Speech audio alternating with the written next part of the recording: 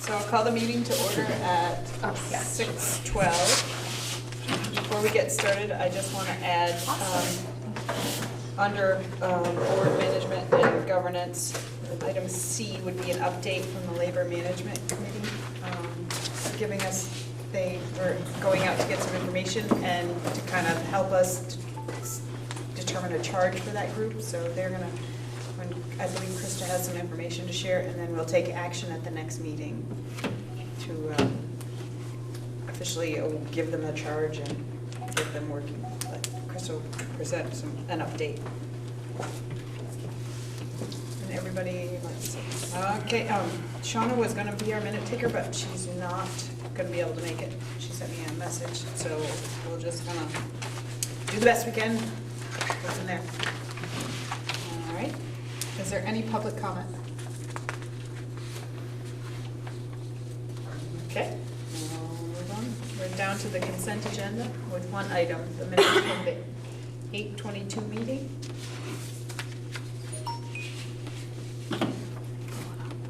I move we approve this consent agenda. All right, Barry moves to approve the consent agenda. Is there a second? Second. All right. Second by Erin. All those in favor of approving the consent agenda, please say aye. Aye. Any opposed? Any abstentions? All right. Down to board management and governance. We have some training tonight, and we have Emily from the VSBA to help us with our training. So I don't know if we can run around, so most everybody has a name tag, but we can still go around and say. I'd love it. I haven't ever worked with these boards before, so I haven't met really anybody except you, Dawn. Great. Well, go ahead, Barry. I'm Barry Olson from Lincoln. I'm Liz Sayre from Bristol. Sarah LaPearl from New Haven. Caleb Elder, Starksboro. Allison Sturtevant, Bristol. Erin Lathrop, Bristol. Patrick Green, Superintendent. And Dawn Griswold Moncton. Thanks. That's really helpful. I'm Emily Simmons. I'm the Director of Legal and Policy Services at VSBA.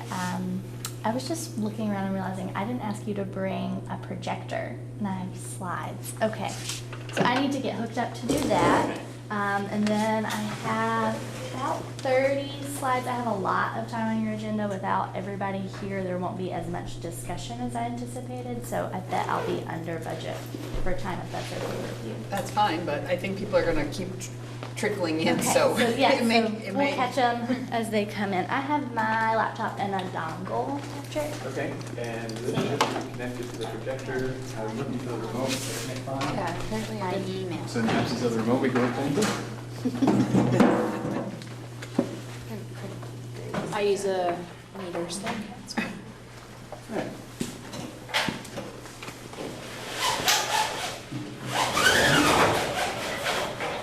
Alright, so agenda. There we go. This is a test. What?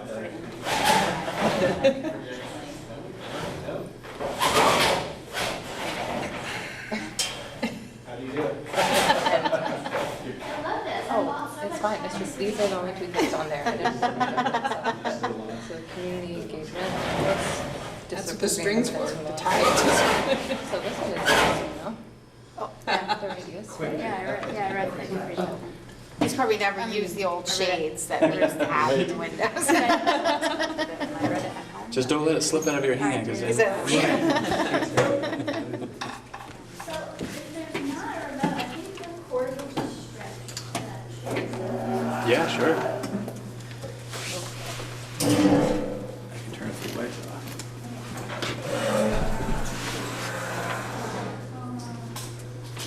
Sweet. Okay.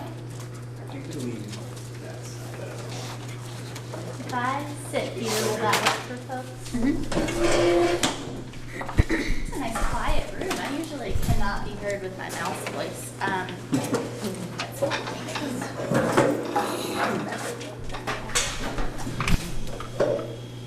That's okay. So, Superintendent Reen asked me to come to give, is that what they call it? asked me to come and talk with all of you about budgeting generally, to make sure that we focused on the difference of budgeting in a new unified school district, the more than one town school district. And my office is gaining experience in this, just like school districts are gaining experience in doing this. Our training is developing as you guys do it, because we've not had a lot of school boards who are our members who do this. So I know that some members of your board have attended the district management group trainings. There's one of those today. Can you raise your hand if you've been to one of those trainings? And is the practice at this board to send the same group every time, or are you rotating folks out? It's been different every time. Yeah. Because it's in the middle of the workday. And Yes. Yeah. Okay. So I've tried to first of all not be inconsistent with those themes. It's impossible to not be a little duplicative. I try not to steal their stuff, even though it's really good. So I've sourced them on a couple of slides. And my hope tonight is to get everybody talking about what it means to you looking at budgeting in this unified system, and how this board is going to play its role, its proper role as a school board in that process. So that function's not going to work. We're going to scroll. All right. So one of the first things to think about is that you have new opportunities as a unified board. You already know, and you've already planned that you are going to expand opportunities for students in this new system, find some efficiencies financially, and benefit from streamlined governance. So I wanted to warm up your conversational muscles with sort of 3 loose conversation questions. Talk to each other and tell me, as you embark on this process, what are your very initial high-level goals for this budget process as a board? Just how you'll work together. What are your goals? What contributions do you expect that the board will make to this process? And what information do you need once you think about those 2 questions? So goals, what contributions you have, and what information you need. Just before we get into it at all, does anybody want to share thoughts on those questions?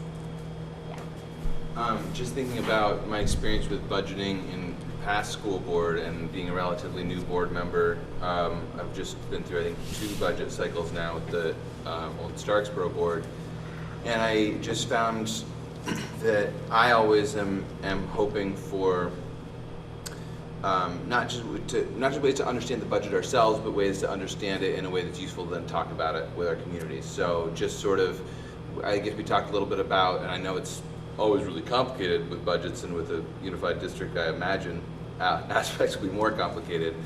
But the shifting kind of line items, I think, are always going to happen, where you have one position that comes from over here and the money moves over here. So if you're reading across a budget, you're not always going to say, aha, here's a big increase this year over last year, because very possibly that came from somewhere else, and it's not really an increase once you get the full explanation.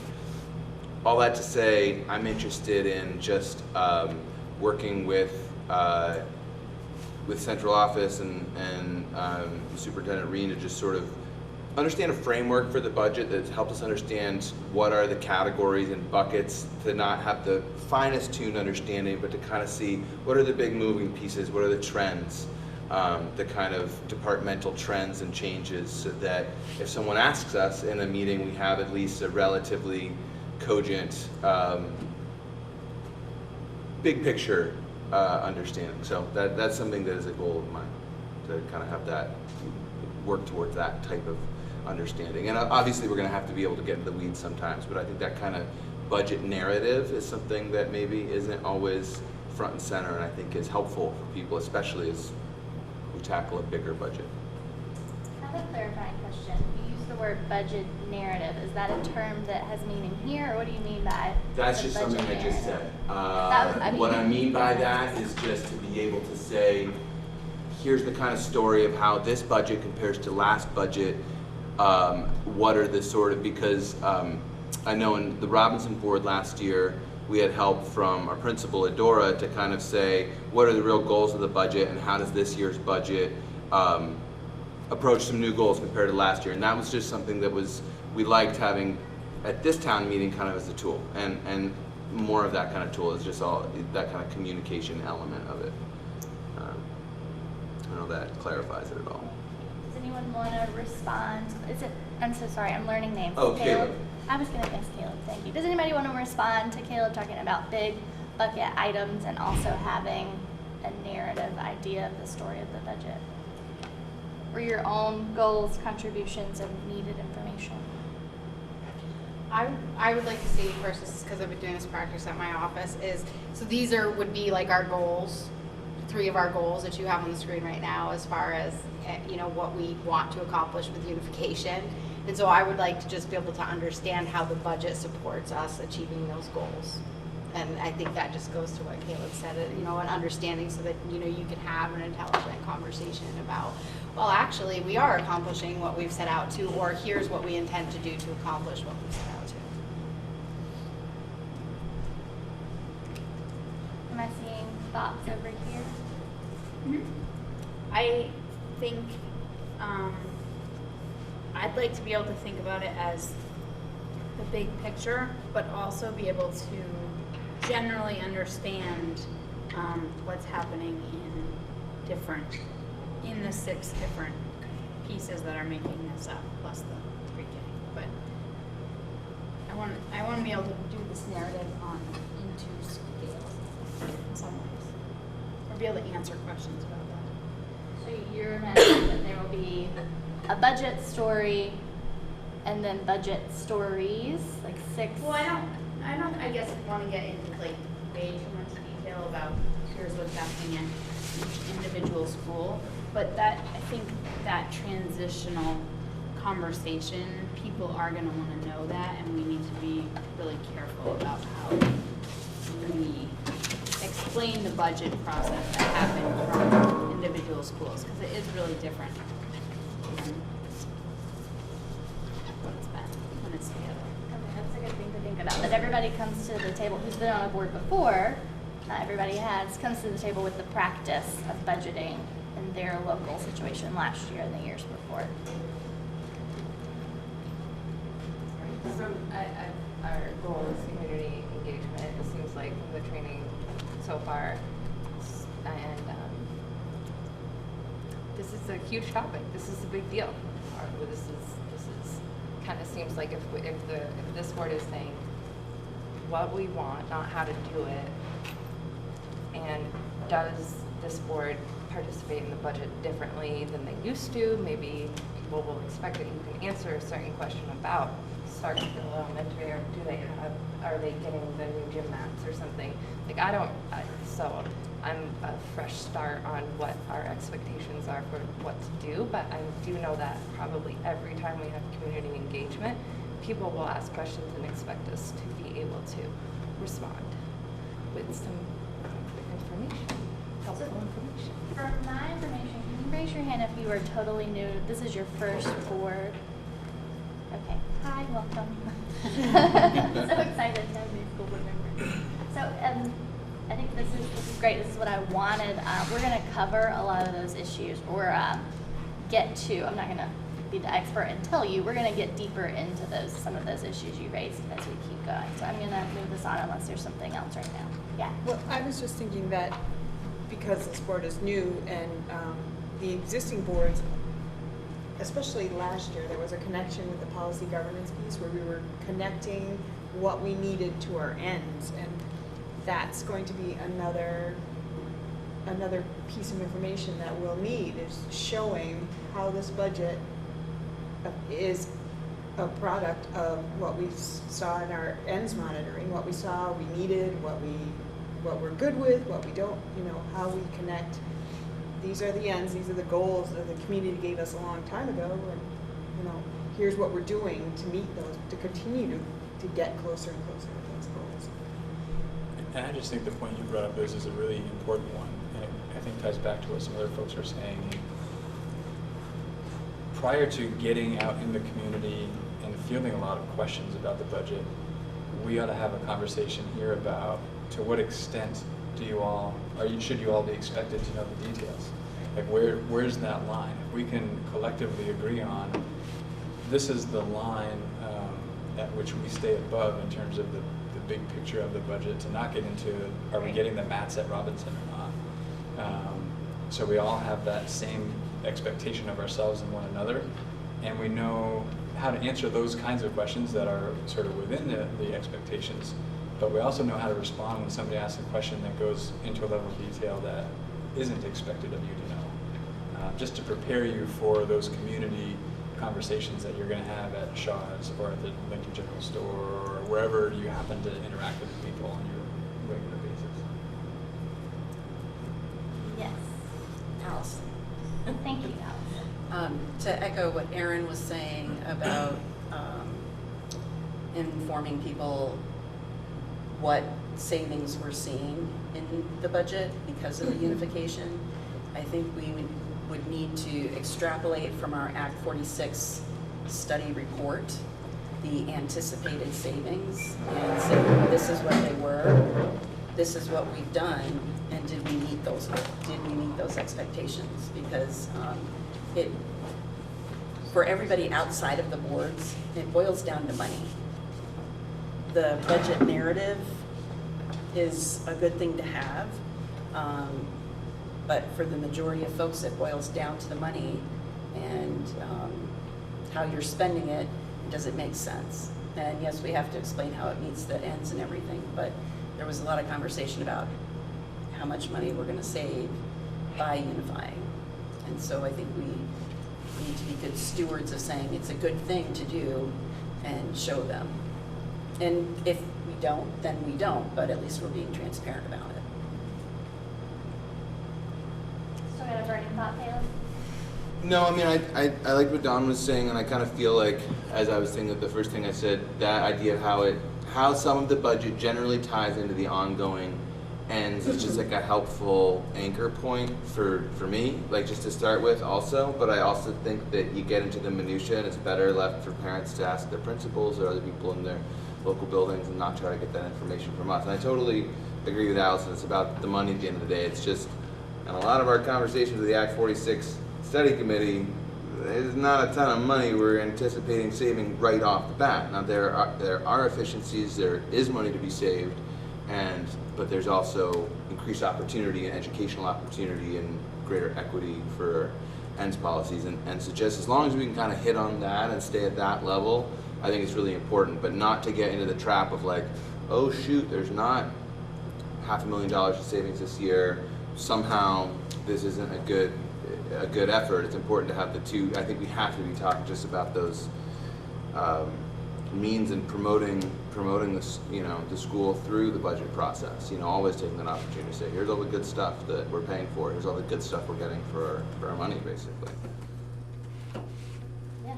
I've also actually, the inequity piece, I think we actually cannot go into the budget without looking at what we used as evidence of inequity in Act 46 and finding a way to make it more equitable. So happy to hear that, because I took the liberty of pulling out a couple of things from your final study report in one of my slides. So we're going to get a chance to look at what jumped out to me as some deliverables. You guys are going to get into it more after I leave, I'm sure.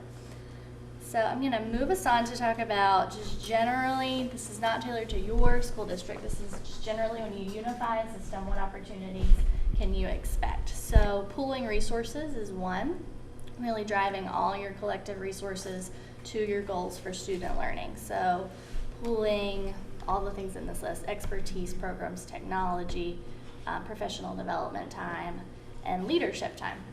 Here's the one school board meeting that your leadership is going to be at once you get operational, and that's going to be huge. And I know you talked a lot about that in your study committee report. There's actually calculations of administration time that could be saved, and that's going to be huge in budget development too. One budget instead of 7? 6. And then an extra budget. Okay. 7. Thanks. So ideally, unification will over time allow a more precise approach to your staffing across your whole system based on changing enrollment year over year and changing class sizes year over year. And can allow you better support to your teachers so that they can focus on their teaching craft and get supports across the system where they need to be at the moment.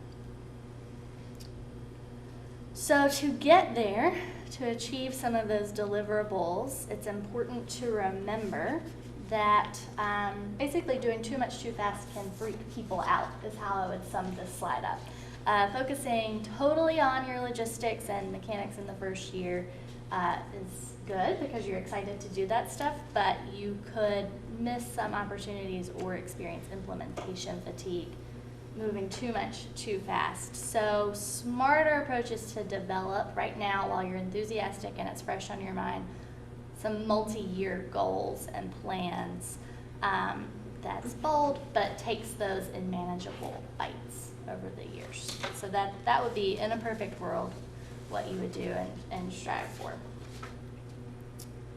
Any questions about those past two slides? Okay.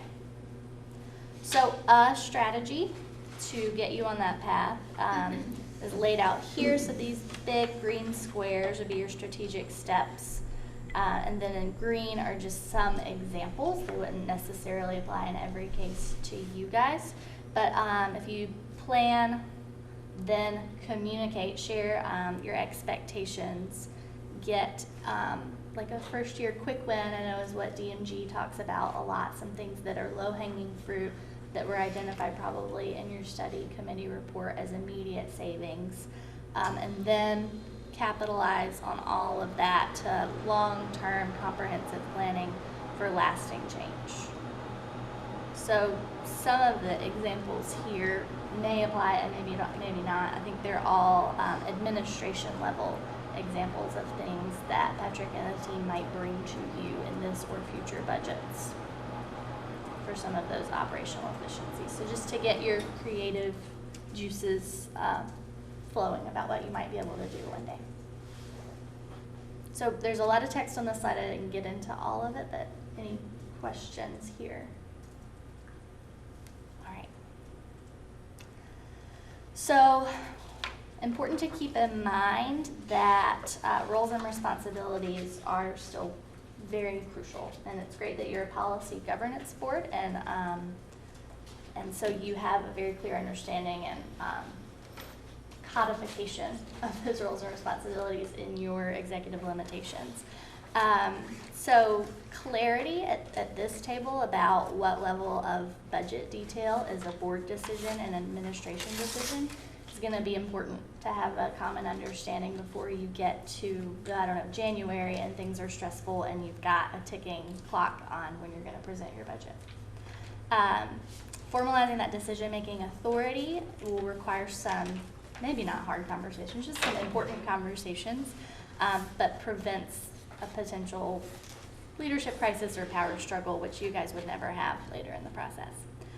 And then to transition from the way of thinking about town board level oversight to large district oversight is important. And I hear you guys saying things in our first little conversation that indicate that you are stretching your thinking and practicing that way of systems thinking. And I just would say here not to put too much pressure on yourself to be great at it the first year. You're going to learn as a board and you're going to establish practices that help support that systems planning over the years. So the discussion question I have at this point is, as this new board, how will you strive to stay in your role, school board role, and not getting too weedy, I think is how we usually characterize that, but communicate clear expectations for the budget to the administration so that your team can deliver on those expectations, so that you get so that you have goals for the budget and you get those goals out of the budget. You're not just like, okay, we put a budget together, okay, we'll do it again next year. So what are some strategies that you see to stay in your role, or how will you know that you're in your role versus out of your role when you're communicating your expectations for the budget? Yeah. Hi, sorry I'm late. I was kindergarten soccer coach. Rebecca, I'm Emily. Nice to meet you. I apologize. I'm volunteering for one of our elementary schools coaching. So I would say that I think the idea that you said about having multi-year goals would be helpful when we're talking about our responsibility toward the budget, because if we have clear goals delineated, that would give Patrick and the administration our ideas of where we would expect the money to be flowing towards without nickel and diming each line. And that would be a good way to see if the budget is actually meeting our needs by whether or not we're able to achieve those goals and if we're estimating our timelines correctly.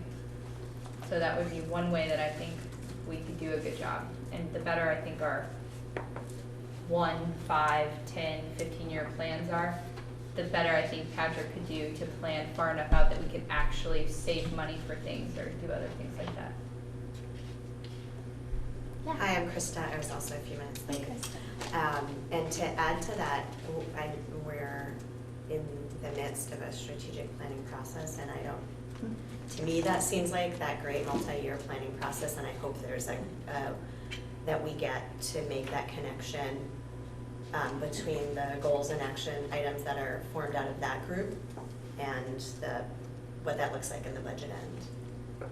And do you have a work plan for that process? Does it work with the budget process, or is this year it going to be sort of a cart and horse situation? There's a lot of that in the reality of setting up a brand new district that, you got to get everything off the ground at once. So it's just inherently not the order that you would do it in a perfect world. But is there a timeline for that work? I'm just curious for myself. It's a very fluid timeline. Okay. Cool. So based on where we are today, projecting forward, we're looking at probably a midwinter completion date for the strategic plan. So probably just after we have to approve a budget, we'll have completed the strategic plan. So I think it's the cart before the horse situation you were describing for this year. And I try not to say where the cart and the horse are. It's just a cart and horse situation with this kind of stuff. There are carts and horses. Yeah, maybe the cart and the horse are side by side. They're not one in front of the other. They're just kind of both in the line. Turns out the cart is actually a lawnmower. Does anybody else have thoughts about how you'll know you were in or not in your role while you communicate expectations? And I'm meaning as a board, not any one individual board member's expectations. Yeah. I'm very new to this whole process, so I'm gonna need more information about actually what the sequence of events is, where, like, who's going to who, or how is it? Like, is there an idea of these are our goals, and Patrick brings that to the principals, and they come back with something, and then all of that is mashed together in central office and then comes to us, or is it a totally different sequence than that? I don't know enough about the sequence. Remind me of your question when we are done, Okay. and we'll see if we answered some subparts of your question. Well, I can just share some thinking about that too, because it's so the concept of goals. So in terms of this board setting goals for the budget, there are the ends, Yep. which are kind of goals in terms of what we want to achieve as a system. And from that has been created the strategic plan. That's what has driven some additional goal setting and action steps to realize that vision, mission, and ends. So that work has sort of happened already for the board in that perspective, but there's also goals in terms of what's an acceptable target for an amount of money to spend that that is acceptable by taxpayers, or at least we anticipate being acceptable to taxpayers. And that's sort of another kind of goal that's really useful. Like, that gives me a target with which to work to say to my team, so we need to achieve these ends through this plan with this much money. What I think is challenging sometimes is to not have a budgetary target set by the board, and for me to have kind of a blank slate and say, this much money would be nice, because that tends to not always be the reality. How do we guess how much a budget should run? Because to be honest, in the past several years that I've been on a board, I get presented a budget, and because I'm not familiar with all the line items, I can't possibly articulate what is a reasonable budget. I mean, we generally kind of get walked through it and then told by the principals and you, this really is about where we can go and get what you need, or we're going to be cutting X, Y, and Z with this budget because we just don't have the money or funds to fund this. So, I mean, I would like to have that knowledge, but I feel like I'm not equipped yet. And typically, it's about it's a tax rate or whatever kind of penalties or thresholds might be set at the state level are two things that boards typically have used to say either, we want to see either a tax rate impact no greater than X or Y, or a % increase, although that's kind of falling out of favor a bit unless we're talking about equalized pupils. So there are certain targets that often come from the state that I think help offer some guideposts for boards to make a recommendation to me to stay within those targets or don't stay within those targets. I'm going to say one thing before I let you respond. There is an interesting thing I learned while preparing for this, that the law requires school districts to communicate on the warning for your budget the per pupil, equalized per pupil spending number, and, which is kind of new, the % plus or minus that it is over the previous year. You don't have a previous year. So A of all, you're not required to put that in the warning this year, and B of all, I don't know enough about math to know what you would use. So that's just an interesting bug, not feature of your situation this year. Mm-hmm.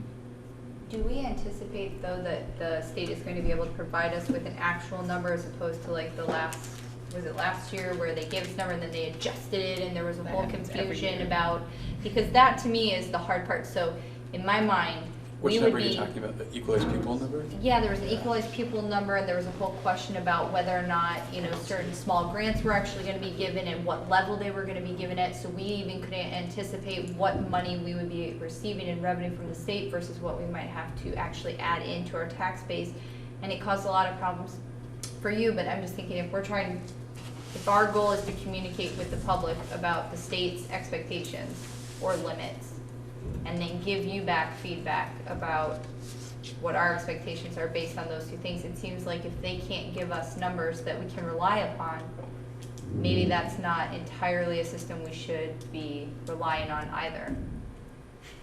Because it seems as though it doesn't work in our favor, and it seems, I'm sorry, you guys are probably all really glad I was gone all summer, I'm sorry. No. So, I love what you're saying. so my idea is I thought when we were talking about Act 46 and district, is that we were going to try to be more proactive as opposed to reactive, and that we were going to try to implement plan-based initiatives in our budget based on that. Like I think we were saying earlier, where we really see a result or a storyline that supports why we're doing something, as opposed to just saying, well, the state magically said 2%. So we're going to make it happen in 2%, even though really we needed 4%. I mean, I think it sends really bad mixed messages to the community when we say all these different numbers. And it doesn't seem like it seems like we always can make it work. So why don't they just ask for less all the time? And that's what I think they've gotten used to a little bit, and rightfully so. That is not really a question or an answer for you, but that's my confusion. I'm not sure we're going to get better numbers earlier this year than we ever have in the past. I think it's just the nature of the beast. I do think we're going to get a fair bit of clarity from the state about what's expected in terms of budgets we're going to be producing. That, just from what I'm hearing, it's... I think there's going to be a lot of pressure on reducing costs this year from the statewide level. And I think it might not be as voluntary as it's been previously. If you can think it's been voluntary in the past. So we already have a ballpark number of what it costs our district to run, because you have the individual school budgets plus the central office budget. So we have that number. It's $30 million. Right. So then if we don't get in, if we stay district level, not school level, I would imagine you can aggregate for that budget narrative that you've already created. What does it cost? The student outcomes, administration, those buckets you created, and I'm not remembering all of them, but it was very simple. So I would imagine you could aggregate. Maybe I'm getting too much in the weeds, but Just about 3 slides ahead of me is all. okay. But I would think it's fairly easy to know, and if we're able to function with that amount of money at this point in time, should be able to come to a number that's somewhere around there. Hopefully not. Piece of cake. Because we did start, one of the first meetings I came to, we did a slideshow that gave us. Sort of the overview of the consolidation, yeah. Yeah, so that would be a good place start probably, and then I just can't, so I also, and so maybe you'll cover it, but a goal for me today is to learn. I think the belief of the community, or what I believe, is that the school board makes the budget, and then, but then I learned that the state gives you an amount. And so, do we really give an amount, and does it really matter?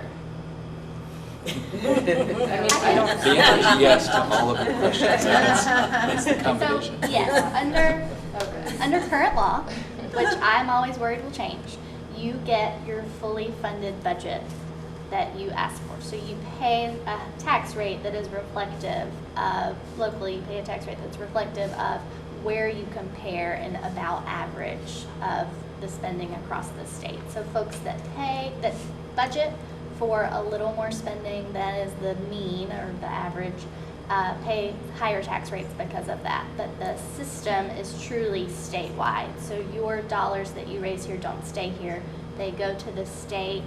The tax rate and the other factors are decided by the legislature, and then checks are issued to you for what you asked for, with one major exception, which was this past year, Act 85, which is a result of that veto session in June, where for the first time in my knowledge, the legislature said the school districts will not get their full education payment. We will deduct some off the top for the education payment. So under current law, as it's supposed to be, you get what you budget. You get it in installments throughout the year from the Agency of Education. So if they say we have a 2% increase and we go over a lot of years, what they say is, whatever you go over, you basically double that and give it to the state, but it doesn't go back to your education. It goes in the state's general fund, and the state can choose how to use it however they want. So not only do they already recognize that you're behind the 8 ball and being able to fund whatever you need to run your school successfully, but we're going to take more money from your towns, stick it in a general fund, and put it wherever we decide might be fun for us. That is the frustrating part, because then it's like, so what do? Do you take away jobs? Because that's generally where most of our money is in people, which is 80% of our budget roughly, with people and insurance. It costs to fund the people that work so hard. And then or don't keep up with our buildings, because that's our other big budget. And that's where we get stuck every single budget so far that I've done. So it's hugely important to It's hugely stay important on that line. to So try the to think about line- it. Yeah. The line is under current law 121% of average spending. So it's again related to what's in the middle for this year for school budgets, and folks that are, the intent is way, way, way above that, get double taxation on the dollars over that amount. Is that 121% of based on equalized? It's all pupil? based on spending per equalized pupil is the number that in statewide budgeting is used almost uniformly. And that threshold, which is now 121%, began at 125%, so the threshold has kind of come down some before being penalized. So if the whole state decided, we went up, then instead of going down, The legislature the mean controls would be that. higher. Yep. But we've got, right. Then we have our whole renovation mixed into this, which is interesting, because you said a lot of things about how we've got money that is kind of like, we've already accumulated this much extra that's already in the budget to put towards that, and there's a bond there as well. So that's a big deal. That is we probably shouldn't get too much into it because it's weedy, but that's different than your budget and your equalized cost per pupil. There are some wrinkles in that logic. In a way, the cost per equalized people will be better.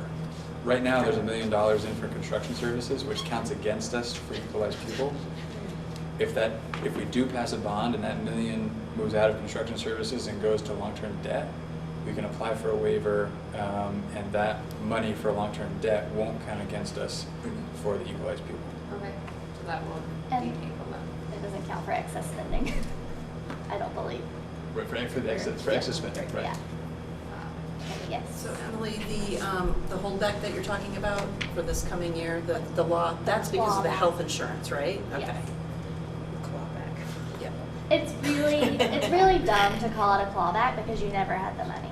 Right. They reduced the amount of the check Right. that they're supposed For to. me, it's a holdback. Yeah, I we call should have it- been calling it a holdback. It's a Thank you. holdback. You're right. It is a There's holdback. no clawback.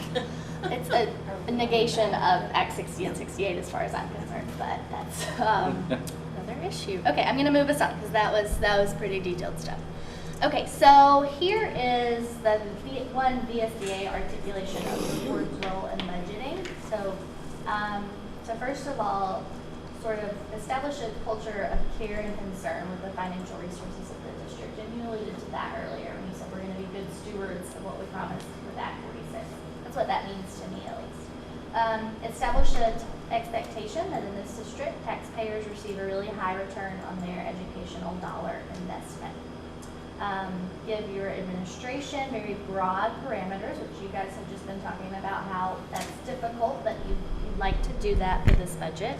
And focus on your cost centers, not your line items. So I've heard Caleb refer to that as big bucket items. Encourage creativity and collaboration in your administrative team and ensure an open and iterative process to build knowledge among this board and to make sure that your community understands what you're doing and why that's communicated. So those are some ways I think you'd know that you were in your role when you're talking about budgeting, but it's not that simple, obviously. Okay, so here's what I promised.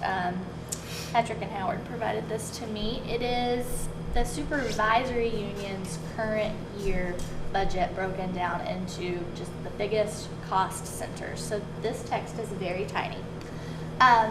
Blue is employee salaries, so that's your biggest portion. The orange is employee benefits, so that's next. Then off on this side, a different shade blue is other purchase services that says bus, transportation, insurance, etc. Then you have another shade of orange, which is your property maintenance stuff, building and grounds, services that are purchased. Then you have supplies, you have equipment, you have dues and debt. You have purchase professional and technical services. So those are just your big items. It's mostly employees, as you guys already knew. And here's the high level breakdown of those with dollar figures. So that's how you get to the, if you just lumped it all together and went home, $30 million. Sarah, can I ask one clarifying question? This is probably for Patrick, but are all of those things already consolidated? Like within, like is equipment already managed by someone in one space, or is it all in different buildings? So there's room in some of these buckets for streamlining, potentially. Yes. And there's sort of two, so there's streamlining sort of operations and oversight, which may or may not produce savings. It may just create other kinds of efficiencies that don't translate into dollars.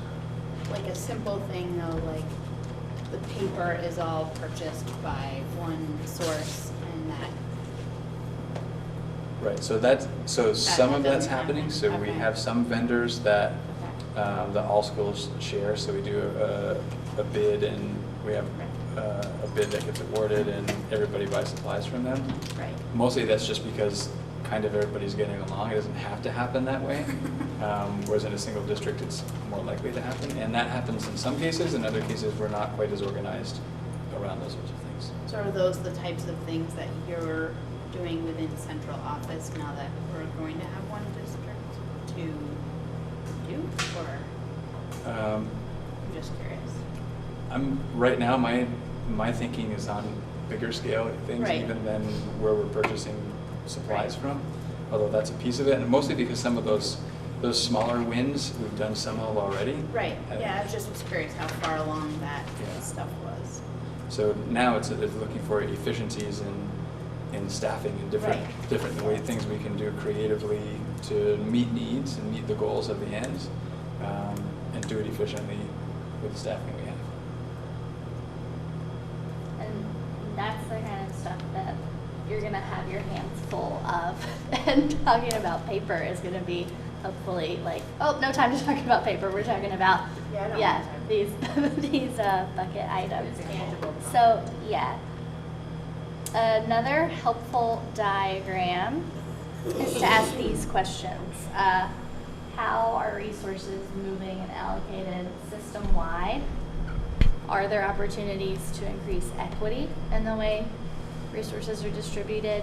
And are there opportunities for efficiency in the way resources are distributed?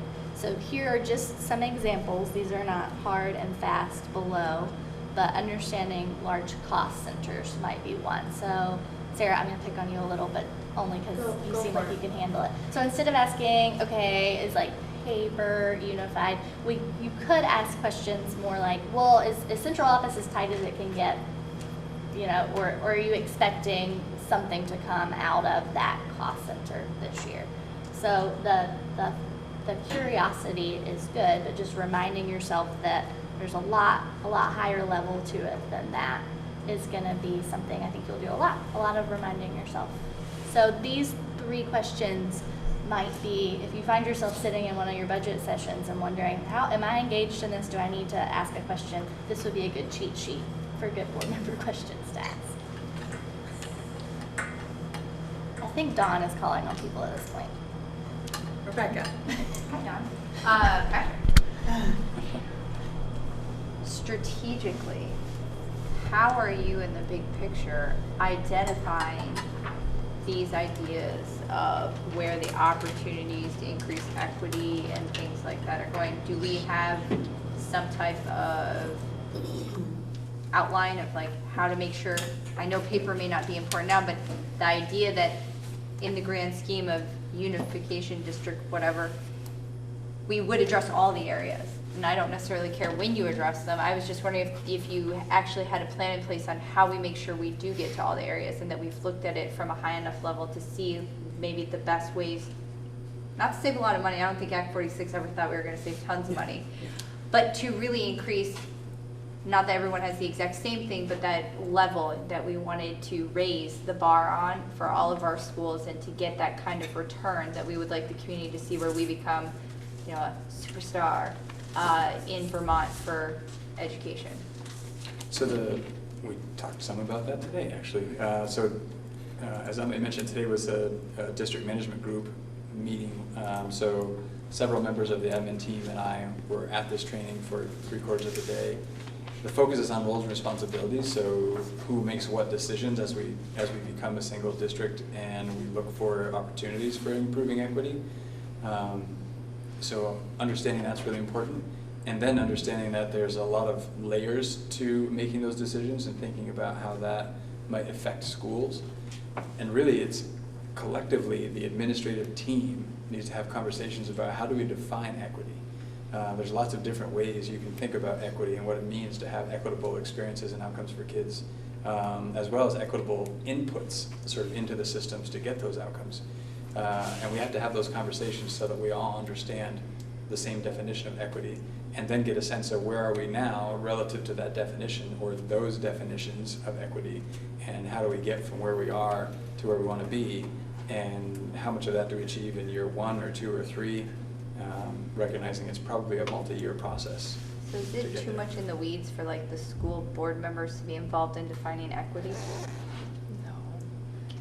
I think that You'll would be surprised depend about the answers. largely on, are you talking about equity across your system, a general expression of what equitable outcomes for kids The mean? equity he just said. I think he's talking about weedy equity. I think he's talking about like, do kids get equal amount of library time in all of our schools? Yes, but at the same time, he was also talking about how we define what equity we're putting in, which means how the towns in theory would be providing resources for everyone to share, including our staffing and our money, and what's fair for, you know, different towns are gonna have different impacts. So in my mind, that, I'm just curious if that would rise to a board level. I think what you're getting at is you might want to ask questions for cost centers about, does this address, I'm sure that locally you know of some concerns, some equity concerns. Does this address equity, and actually I'm just gonna cheat and go ahead. You said you were gonna address equities in your expanded learning programs. I think a good board level question would be, does this budget get us toward equity for our expanding learning programs? Or just for your staff line item, are all staff on the same equitable playing field for their money this year? So asking questions about, does the budget get you to equity? And then you can decide for yourself if the answer to the question is in line with your definition of equity. Rather than getting into the point of how many expanded learning staff members are situated at each site, and is that equitable?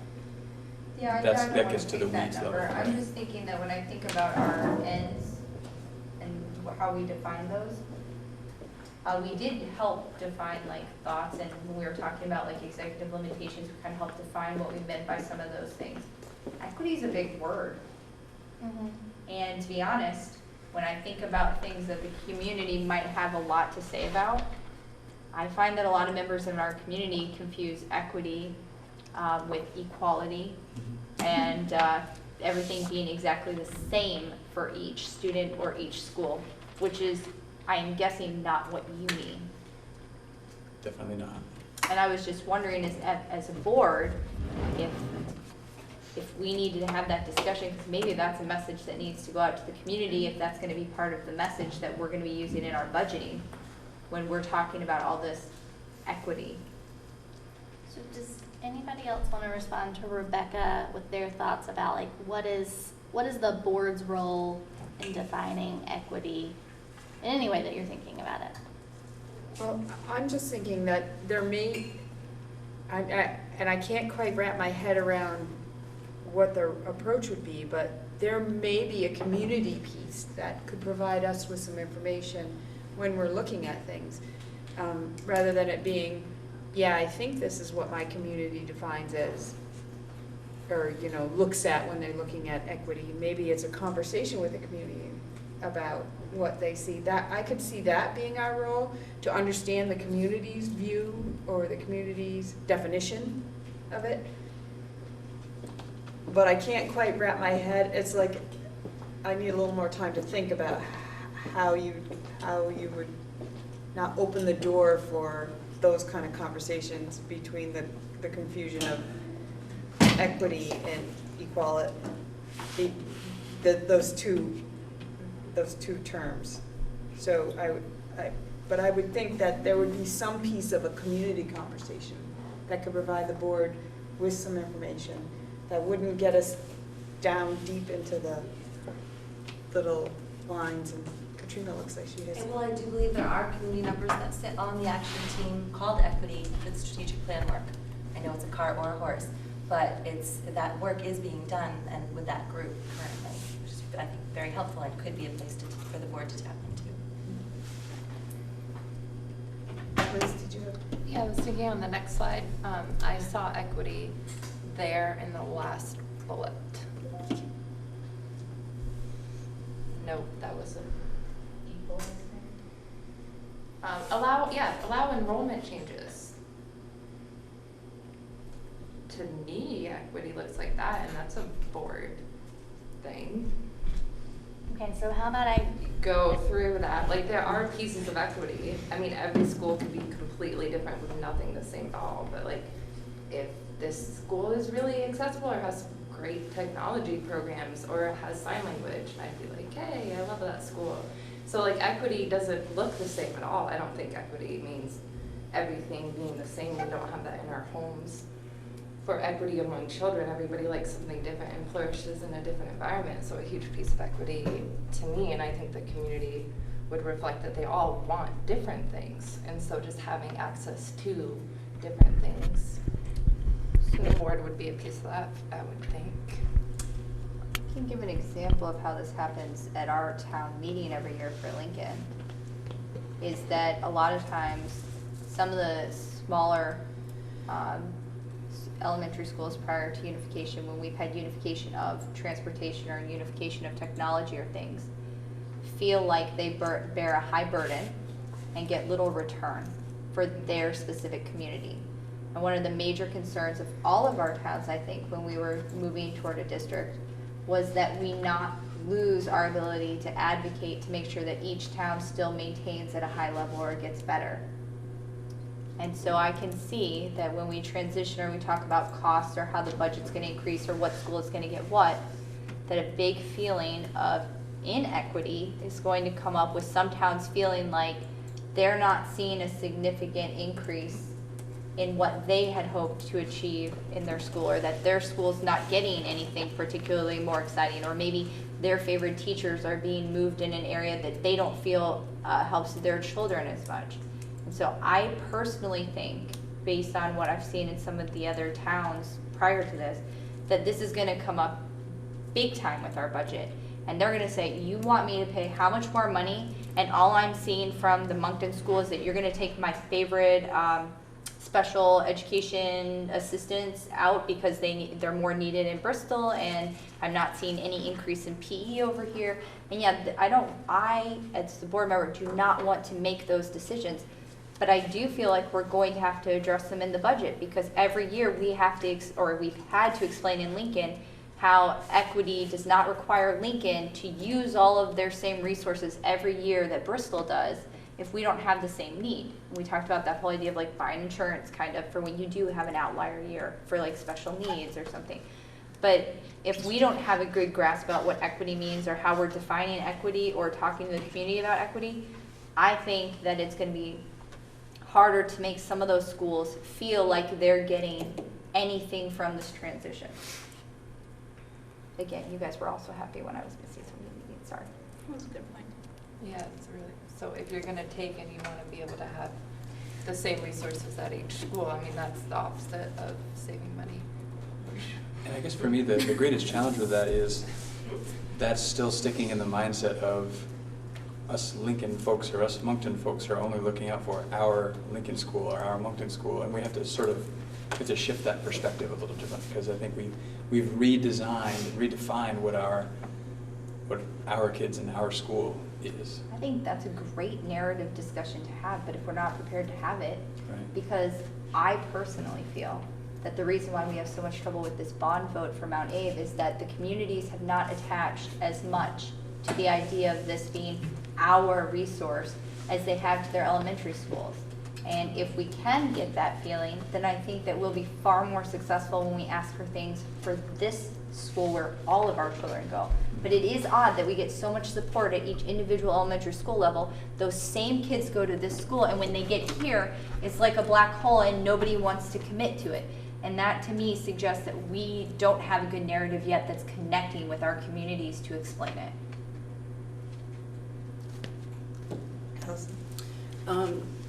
So two things to possibly answer Rebecca's comment about at town meeting time, you're going to start getting questions about, well, you're moving this special educator from here to here. We're not going to be having that conversation because we're not going to know what that is. We won't see that in the budget. It's a bucket. And so it's up to the administration to decide how to allocate their resources.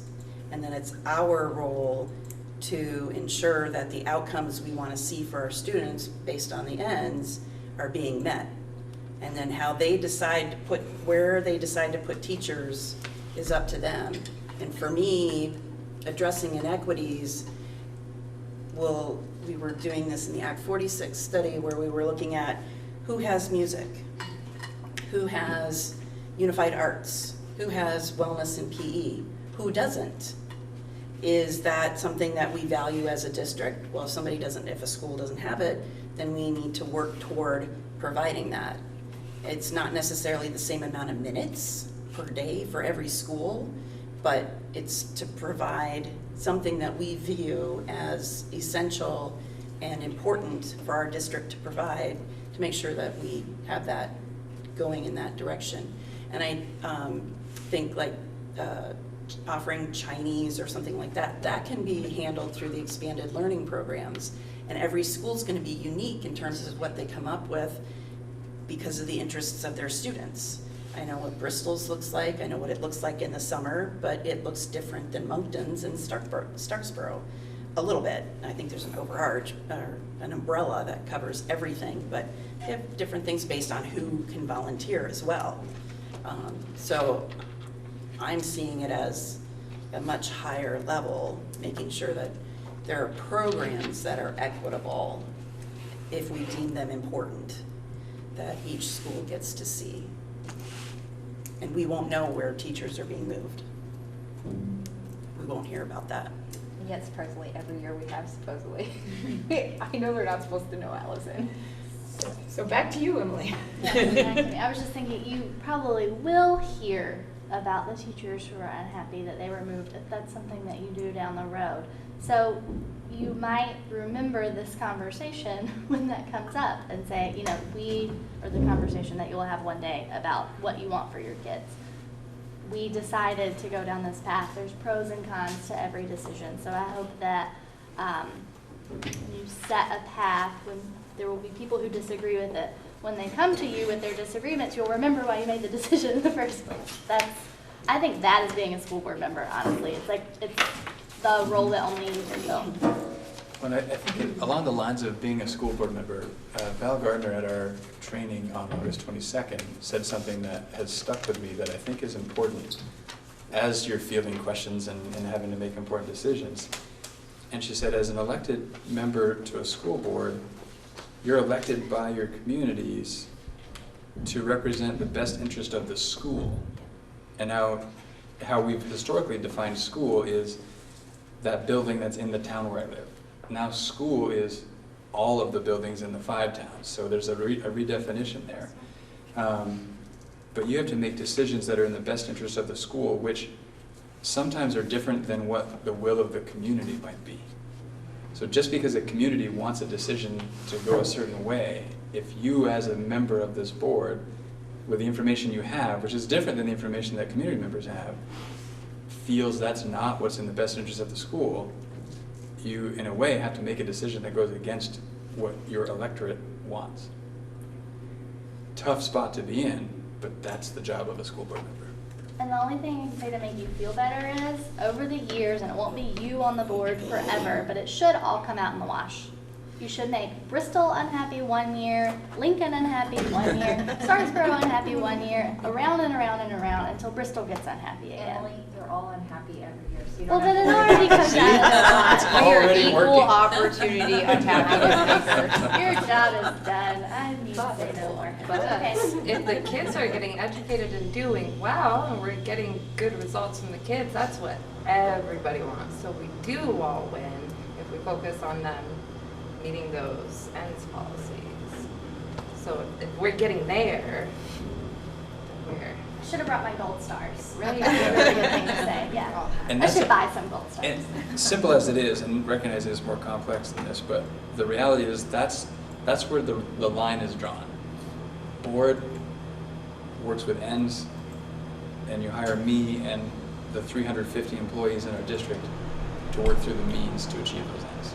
And so when you feel like we're talking means and no longer ends, that's when we have to assess, are we going a little too deep now? Okay, I'm about to move us on to something much less cheerful. You guys got into this earlier, but you write your budget, and then state level policymakers influence how much money you'll be able to raise how easily, is how I put it. So unless something dramatically changes, you will get your budget funded. But during the legislative session, they will make decisions that impact tax rates, essentially. That's what the legislature does. One feature of the schedule of education in this state is that you all are starting to build your budget now. By the time the General Assembly shows up to do their job in January, your books will be mostly, done. You will be warning your budget by the time they get comfortable in their chairs in the General Assembly. They will begin to talk about the forecast for the grand list and the overall, but they wait actually until everyone's sent their budgets to the Agency of Education to see what the trend is for that year, and they use that to write the bill that sets the yields. They don't actually set the tax rate anymore, they fluctuate the yields. that's something that has been, that's not new, that's something that's come to light more as funds have become tighter, and it's just a reality, and it's something that you'll explain to your voters on town meeting day, and people will be frustrated like they are every year. So that's unfortunate.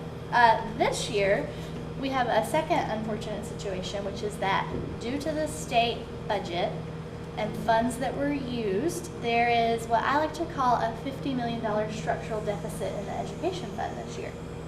And Dawn and Patrick heard about this last night at our regional meeting. The VSBA is making this a theme of our regional meetings that we're having this fall to try to get the word out to school board members that the money picture's not rosy. And you'll make your decisions locally, but you deserve to get this heads up that money is going to be tightened again this year. So just to break it down what happened this year, there's $43.7 million of one-time funds in this current year's education budget statewide. Part of that is the recapture, or what do we call it, the holdback? The holdback, which was almost $9 million. $35 million were true one-time funds that bought down property tax rates last year.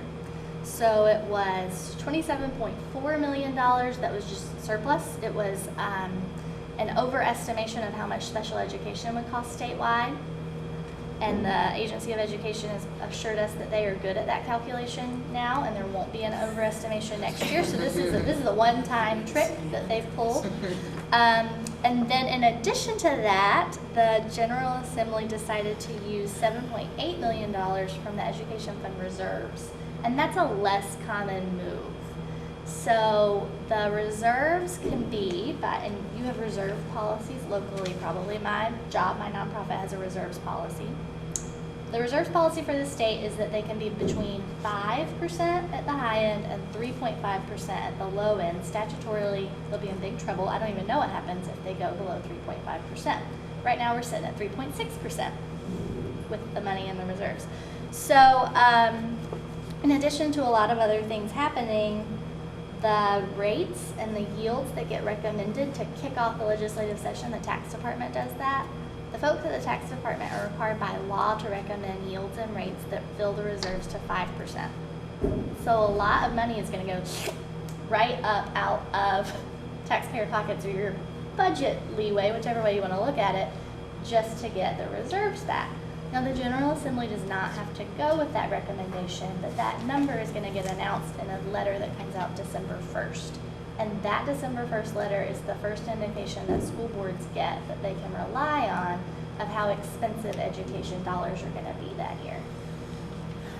So in combination with some other really yucky stuff, like more pressure on the ed fund, and we don't even have to get into it, I would not be surprised if we are talking about an 8 to 10 cent property tax increase when the legislative session opens. It's an election year, and so you can bet that no one will leave Montpelier actually passing an 8 to 10% tax rate. They will not want to come and ask for your vote and your constituents' votes after doing that, and who could blame them? So that to me means something, I think it's disrespectful, but I'm going to use the term gimmick, is going to get floated and maybe passed in Montpelier with education funding. So that is depressing news to give you, because there's not a whole lot you can do except just be aware and stay tuned. And Emily, not that that isn't a dismal enough picture, but isn't it true that that $50 million is if nothing else were to change? That's before you spend 1 cent more in your budget than you did last year. And before anybody else in the state spends 1 cent more than they did last year. Or accounting for inflation. Does just curious, you know, I think they just announced like a $28 million revenue shortfall statewide, like an adjustment today. That's gonna hit the general budget. Is the education fund, I mean, I know it's its own fund, it's a little bit its own big, huge pot of money, but basically when we have general budget shortfalls, it's always gonna put new pressure on the education fund, right? So last year there was a $35 million gap, which is not uncommon. It tends to be a little bit bigger gap when you get a new General Assembly. So right now we're in the middle of the biennium. In light of that, or maybe because of that $35 million gap last year, is when we had the governor come to the State of the State address or the budget address and say, we're going to level fund school budgets. Remember that? And so we're going to move town meeting day. Remember that? So that was a policy response from our current administration to $35 million short in not the education fund. That was the not the education general fund. fund budget gap. So the response was, let's put a lot of things in the general fund. Now let's put them in the education fund, because that is a self-leveling fund with property taxes coming in no matter what we do. And let's level fund school budgets to avoid tax increases. So I don't know what will happen, but that's what happened last time. That's set in stone. This is the budget that was passed with the veto session in June. This is a baked cake. Okay. Oh, also there will be continued pressures to fund early childhood out of the education fund and badly needed higher ed increases, which you will not hear me argue against, but they have to come from somewhere and it makes me nervous. So yeah. Can you explain the $35 million to lower property taxes? So that Yeah. was money taken out of the Yeah, educational fund and so just this given is it something back? that school boards do too. So if you have money on the bottom line, you didn't spend it all last year, it's your surplus or your reserve or whatever you call it locally, you could save it away for a rainy day. You could use it all at once, which would lower the amount that taxpayers owe into the system that year. Or you could spread it out to avoid big, rises and dips in people's tax rates, which tends to upset them. My boss and I, on behalf of you guys, advocated for that third approach, but they took the second approach, to just spend it all in one go. Okay, so another reality that we are sharing at our annual meetings that I'm just plugging right here, is that in the universe of calls for cost containment, not all of them are bad, in my opinion. You can make your own opinion. So Vermont has the lowest student to staff ratios in the country by far. We also have the lowest student to teacher ratios in the country by far. It's like not really a contest. So this is staff to students. So this is everybody that school districts employ. This is not teachers or licensed staff only. And this is 3 different years that have level data. So we've gone from 1 to 4.67 to 1.423. There are fewer students per staff member. It's a trend. We've been telling people at our regional meetings that way back when, in 2014, when this first became a stat that the Agency of Education let people know about, moving from 1 to 5 would have saved like $75 million. And people got excited about that. And they said, we should do something about our ratios. 4.67 and 5 aren't that far apart. It probably wouldn't hurt kids in any way. It's just something we should do. Well, we didn't, as a state, do anything about it. The trend has continued, and now just maintaining what we had would have saved $86 million. Now, if we went to 1 to 5, it would save $175 million. So it's just, yeah. Does that take into account the fact that we've had a continuing decrease in student population? In fact, Vermont as a state has a decrease in overall population. We aren't even flatlined anymore. We have people leaving and not coming back. Yes, that reality that you're describing is why we're seeing this. Okay, so it's not like we're hiring more staff. It's really that we have a decrease in student population and we haven't been adjusting the staff down fast enough to accommodate it. Does that also take into account any of that whole ghosting student credit that we get, or is that without any fake When we students? show ratios, we use enrollment, which is human students. Okay, awesome. I would just like to point out that this is every person hired by the district, which is custodians, nurses, special educators, teachers, administrators, everybody. Everybody you don't contract. Like you're in the So if we were to look at the student-to-teacher ratio, the number would be really, really, really different, especially for our district. And we did these numbers.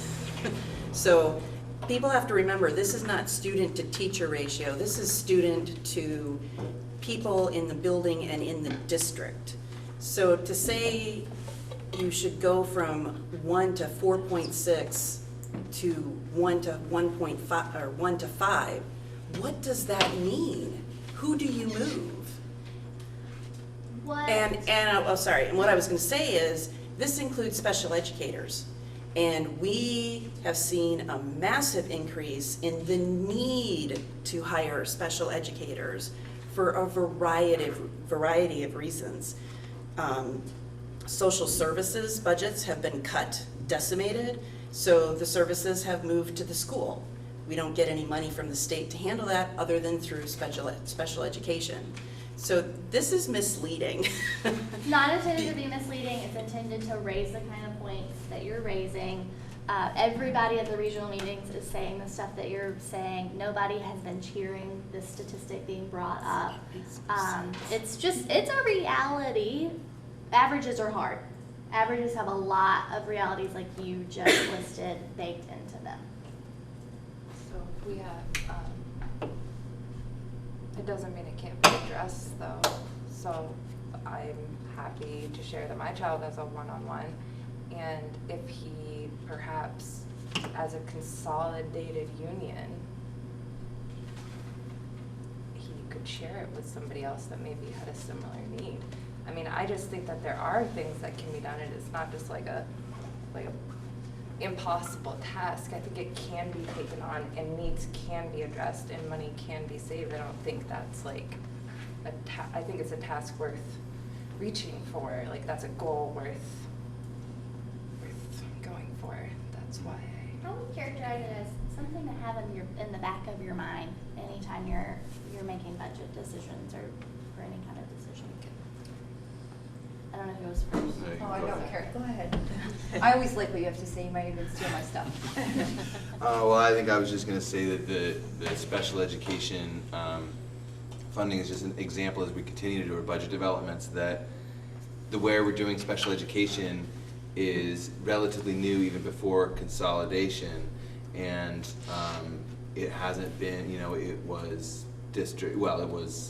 across all the old school districts for the past how many years? 3 or 4 since special education went? Yeah, it's about 3. Supervisory. Thank you, yeah. Going on. So I mean, just that, I think is something that we have to keep on,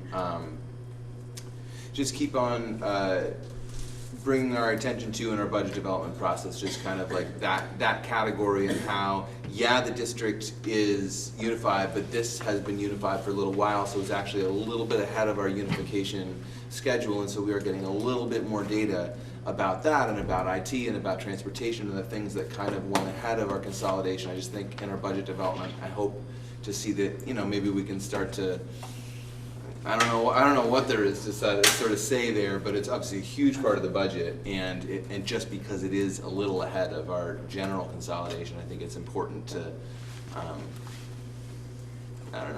talk about it, understand it. Okay, so I didn't have time to get your Can I staff. still say my question? Yeah. Sorry. I just figured people would be mad about this. Oh, so I don't think we're mad though. I think what we are is frustrated. And so what I was going to say is I have a different problem with the graph.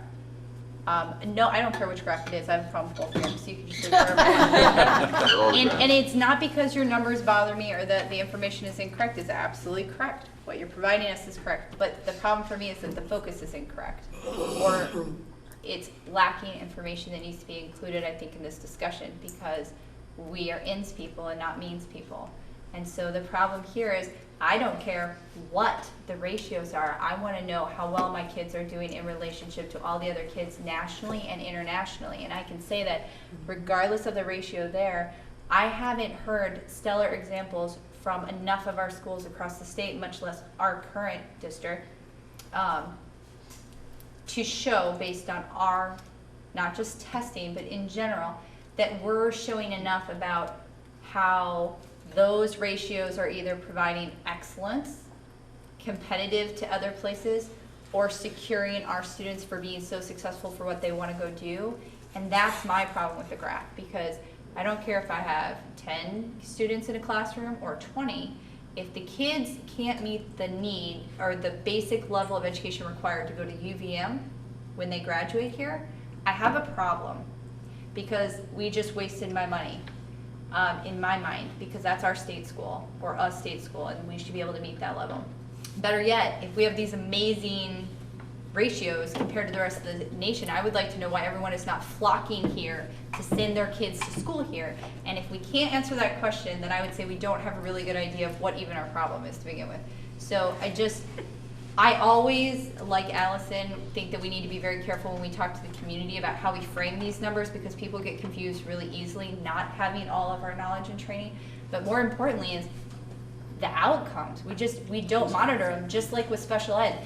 I don't mind if we share resources, but we should see how well your students are doing with one, and can they actually meet their needs or exceed the level of education quality that we're providing them by providing them with a partner. Maybe it actually enhances their learning ability. Right. But I don't even think we have a mechanism to measure that. Congratulations. I think that we have new ideas for you. Well, I think you'll see some mechanisms next month in terms of how we measure in our ends report. Great. I'll bring cookies. Which isn't to say, so you're not going to see an exhaustive list of all the metrics we have available to us, because there are a lot of things on a day-to-day basis that are used to assess, are we meeting the needs of individual students. And the more individualized a program gets for a student, the harder it is to compare student to student and whether or not they're meeting those needs. So it's tremendously complicated. Having said that, I think conceptually I'm there with you. There's not a ton of evidence to suggest that adding more and more and more and more people to the system is the way to improve outcomes for students. If that were true, Vermont would be head and shoulders above everyone else in the country, because we are head and shoulders above everyone else in our staffing levels. Vermont does really well, but there are states with different staffing ratios than what we have that perform as well or better than Vermont. So there's evidence that the people you have is a factor, but it's not the driving factor. But it certainly is a driving factor in terms of affordability and sustainability. And I'd like to include in your goals of being prepared for UVM, also being prepared perhaps for technical, perhaps to go straight into the workforce just by having like good attitude and some solid math skills. There's tons of jobs out there. So like to have a pretty wide range even, but be, whether you're in school or you have a good job, but like to open up the measure of success beyond just. Oh, I didn't mean that. We had a student in a different district that was the valedictorian, and that person was not able to take her scholarship or his scholarship, I don't know which one it was, to UVM because they did not meet the qualifications. And so that is my way to, unfortunately, you didn't have that background, to not really push a button, but highlight a particular set of issues that we have been made aware of. I completely agree. Not all kids need, want, or should go to a four-year institution. It's not the definition of success. There are so many definitions, but we should be able to understand what our kids want, what they need to get there to be successful, and to be able to support them in making those decisions in a meaningful way before they graduate. Yep. And that's all language in our ends. I know, which is why I think we should be able to measure them. Gold star for saying that. I read that in your ends policy. Okay, gold star for Dawn. Someone else? This is just a random side thing, but isn't a lot of our student-teacher ratios based on laws that a lot of the lawmakers created to ensure that there were certain, needs met? And so it's sort of cart and horse in a different way. Just that the state set us up to somewhat fail in monetarily. Will be the last Okay, so I'm gonna end this segment of our conversation by saying we don't know some answers to the questions you're asking, but I'm hoping that we will, because There was a mandated pilot, were you guys in the pilot study, Patrick? The special ed DMG pilot study that was No. last year? Okay, No, well, We had too I much think going, we had too much going on. 8 or 10 SUs were in a pilot study that took place over the last year about staffing, specifically for special education, which is, I think, what Sarah's alluding to, that special education laws may require a lot of staff. So I'm plugging now. At our conference at Lake Maury in October, which is in the middle of the day and hard for working people to come to, the Agency of Education is going to present the findings of that pilot study. That's not the only place you can read it online when it comes out, but you could listen to a presentation. I'm really excited to see that. I'm going to be there because we have seen early indications that some of our kids who need the most adult attention are, in a lot of cases, with the adults who went to school to be a teacher the least amount of time. Is a Yes. really easy way to say that. Okay, so stay tuned. Okay, you guys have been really good at discussion. I think we are over time, Dawn, and I apologize. But okay, we're good.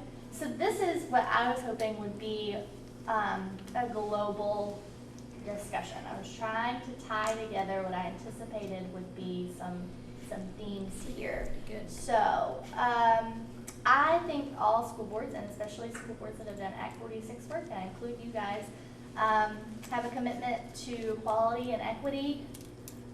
Here, especially to honor your board's commitment to the policy governance framework, to respond as best you can to fiscal realities statewide, and as your local people express them to you, and the goals that you signed on to in Act 46. So, given all of that broadly, how do you feel that you would like your budget process to deal with, respond to, acknowledge, work with all of these imperatives?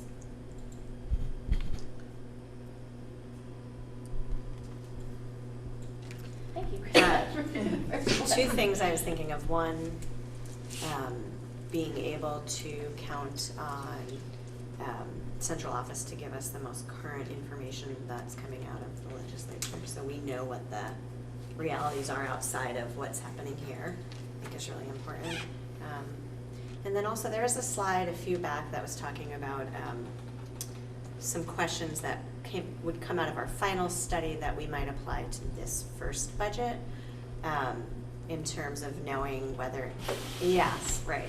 So I was thinking, you know, for me, knowing whether a budget is a good budget or not, having questions to ask about it, they might be different questions each budget cycle, or maybe there are a specific set of questions that we regularly tie to our ends policies, but having a framework of questions that we can use to help guide that conversation, and then our administrators provide evidence based on that. So, can I reflect back to you what I think you said? Yeah. So I think a set of questions I would maybe call a rubric. Mm-hmm. Like, Yeah. maybe you would like to think about a short, easy starter kit rubric that's just a board document that lets you know if you like your budget. Right. Right. Allison, did you have something? I'm agreeing with you. And Krista. Glad I called on you then. Anyone want to respond to that or these questions? Or maybe that's just the answer. Thanks, Krista. I liked how you boiled the process down to 4 bullets. I thought this would take 15 minutes. Not this, sorry. This, not this. This. Okay, so I have a case study that I think was alluded to, and I think the SBA does this case study too much, but you have some people who've never been on a board before, so I'm taking the opportunity to pull it out, and I changed it a little. So if you would please read this to yourself and then look at me when you're done.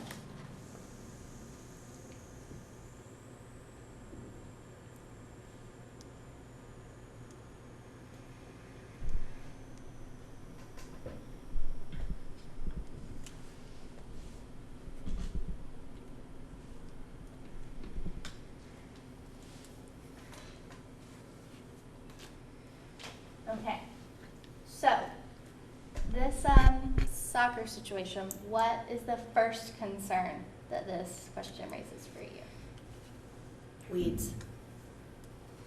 Yes, that I think is the right answer. What's another concern, or maybe extrapolate from that a little broader concern? Okay, I'm gonna ask you to elaborate on what you mean by weeds then, just so we're all singing from the same sheet of music. Well, I mean, it's asking or assuming that as a school board member, we are involved in the budget at that line item level, and that we might be able to have information about how the decision was made and an impact on the decision moving forward. Yes, Rebecca. My thought would be that, like Krista is saying, sometimes we get asked questions that imply that it's just about one school and that it's about one specific item that's of concern to one person. And how do we kind of take that and let the person know that they've been heard, though? Because we also get in trouble when we make people think that A, we don't care, or B, we don't know what we're talking about as a school board. But maybe advocate that we adjust the narrative to incorporate it more to ends and ensure them that although we may not know specifically about that particular sum of money, because it's bigger buckets that we work with, that we do know that we have a very specific goal of making sure that all of the schools have enough books and that their libraries are updated, and that we know that we're going to be meeting that particular goal instead, or something else. But we've had this question come up 800 times while we've been doing Act 46, not with the school library. I heard something about gym mats earlier. Well, it's not just that. We also have like individuals, some towns have like maybe a group that like normally donates money for like a specific activity every year. And the main concern was, can they still donate that money? Will it go to that school? Or now does it have to go to all the schools and can they not do it? So we know the answer to those questions, but. Who could sort of formulate a response to your soccer friends that expresses what I think it was Allison and Patrick were talking about earlier about being trustees for the district, for all the schools in the district?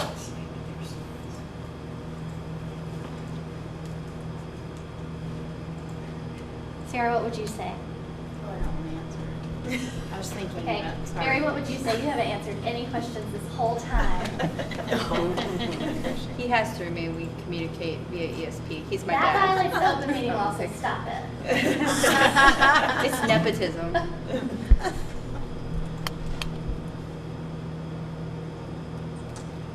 don't know, I'm trying not to answer the questions, I just try to redirect them to the district, but I don't know.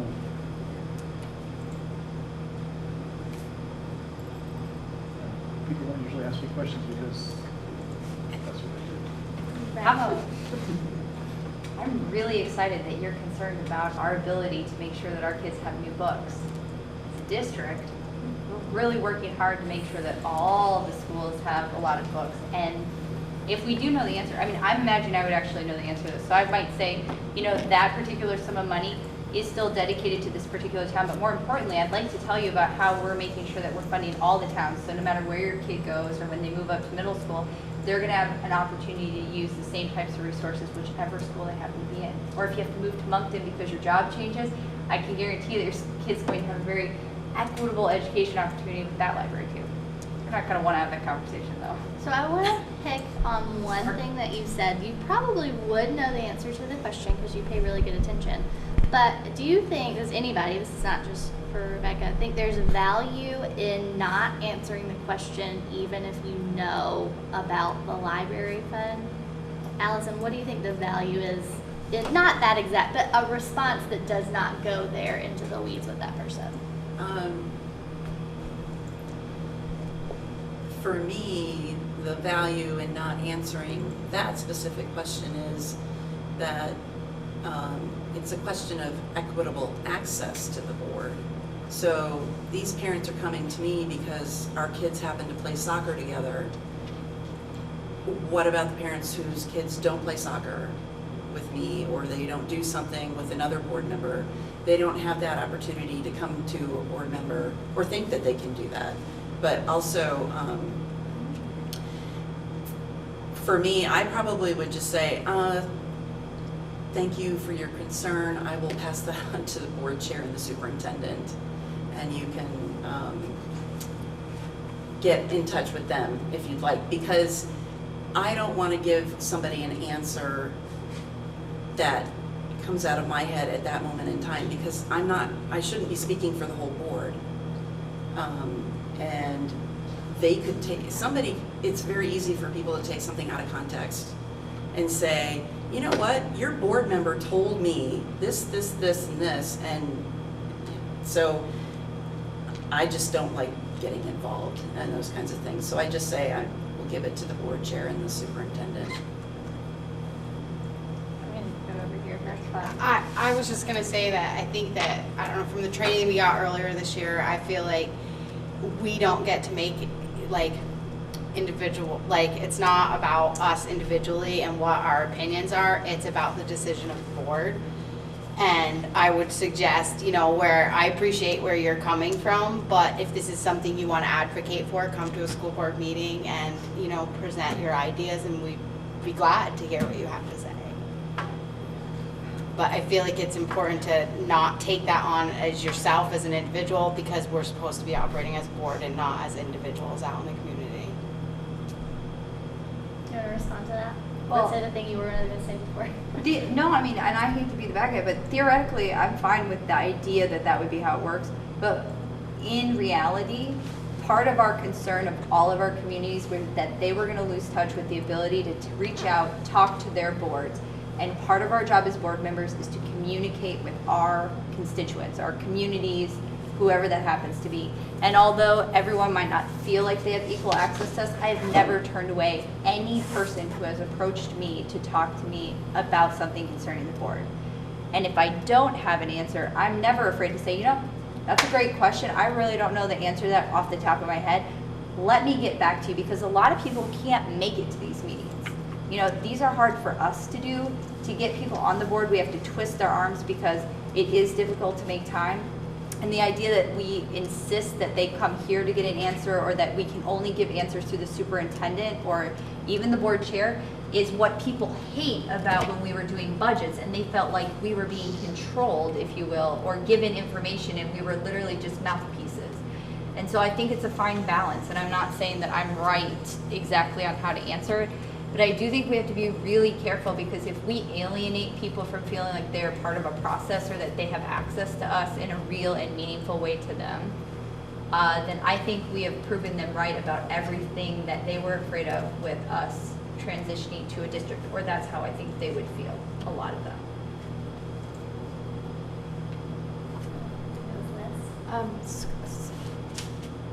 The SBA, the next October 19th and 20th, it looked like they were really going to focus on community engagement and really going to encourage us to get out of the boardroom and talk to people, so that we can figure out how to have these conversations. And maybe if questions come up, we could talk about it as a group and then say, okay, this is what you can say about it next time that comes up, so we do have one voice. And also, like, I am also a person, like, I'm not always a school board member, and you're not always the superintendent. Like, we can also just be a person that has an opinion and conversations with people, and I can say the school board feels this, or that's not a part of the school board conversation. But I mean, I didn't necessarily think that joining the board would mean that I no longer was able to, like, have a right. So if we can figure out the community engagement, and then when we're at those meetings, and when we're at like the community engagement and learning how to have, because it's dysfunctional if we don't all agree and say the same thing when we're answering questions. Like, I get that, that's super important, and if we just lose our almost like integrity if we don't all be on the same page. But that's why we're sitting here now and talking about it, so that we can get on the same page and speak up. Right? Maybe? Yeah, and I think maybe we'll get to it at some point if we hear from the communications folks. But, you know, I agree that there was and will continue to be that concern of the communication piece, and, you know, perhaps that's where a school advisory group would be of value. I do think we need to have some sort of place to direct folks who want to get more involved in what's happening at their school, who have opinions about what's happening at their school, who might have energy and ideas to contribute to the school. And the school board may not be the place for that, but I'm really hoping we have a place or a vehicle or a process, because that if that's lacking, we're going to continue to frustrate people. Your chair was next, I do believe. Well, it's along that same lines that we really have to change our mindset that the board meeting is the place where the community comes. The board meeting is the time for the board to do its work. The time to have that back and forth and more free exchange is in the community engagement piece. It's what bit all the local boards, all the past, it's what bit us because we didn't have that community engagement piece in a way that was allowed a back and forth. We tried to do it at our meetings, or we tried to just substitute it at our meetings. So we really have to change our way of thinking as this is the place where you come to get to have the conversation. Let's have the conversation in another format, in another way that's more open and allows, and when people are heard, they won't feel like this is a place they have to come to get their concerns answered. And we can do our job in a different way and still do our work here in another way. You still got something, Caleb? Yeah, I mean, I totally agree with what everyone's been saying really, but just following up on that point, just the idea that I think it's natural for people to think, hey, here's an elected official, and the elected officials we have a lot of access to around here, like our representatives and our select board members and our school board members, and the first two categories, those are like legislative bodies where those are the deciders to some extent that you're talking to. Like they're the ones that are kind of working on policy, whether it's just at the municipal level at a small scale dealing with like town policy, or it was at the state level working on statute. And school board members, particularly here where we have policy governance, we're kind of a different category, but I think there's still a reasonable expectation of sort of constituency health, like for lack of a better word. So that's kind of what this sounds like to me. Somebody coming up saying, hey, you're involved, I'm wondering this thing. And I think that the answer is just sort of us getting to the point where we say, we know it's not my job to give you a substantive answer, which can seem like not very good, but it is my job to help facilitate your communication with the right people. And I think, just to Don's point, when we have a better fleshed out community engagement avenue, part of the answer to this question is to direct them towards that avenue. And right now, part of it is to say, oh, well, you should really be talking to Patrick or somebody else, so we're not just always sending every person in the community to Patrick's personal line. But to start to kind of know, like, what is that facilitation role? Because it is hard. You want to help, but I think that's something that I've had to kind of wrap my head around, is that the way that you can help is to kind of help describe the process and help kind of be an advocate for that, because what you can't do is say, oh yeah, that's like on line 56 of the budget, and it's in there, baby, like, to stay. Yeah, thank you. That was the only point that I wanted to make sure got in the conversation that hadn't yet, and I'll state it another way, which is that, like, let's not expect people not in school board world to understand your role. Like, that's not their job to learn your role. Maybe your job is to educate them about your role, so that the next time they don't come to you first, because that's not the best use of their time either. They know the process, like Caleb said. Okay, everybody gets a gold star for that one. I just went into your work plan. I hope I got this right. It's publicly available on your website. So this is what you guys have put down for next steps. You have me here now. I'm budgeting training. Then you're going to be looking at a budget development timeline, discussing anticipated drivers and assumptions. Fascinating conversation. We'd love to be here for that.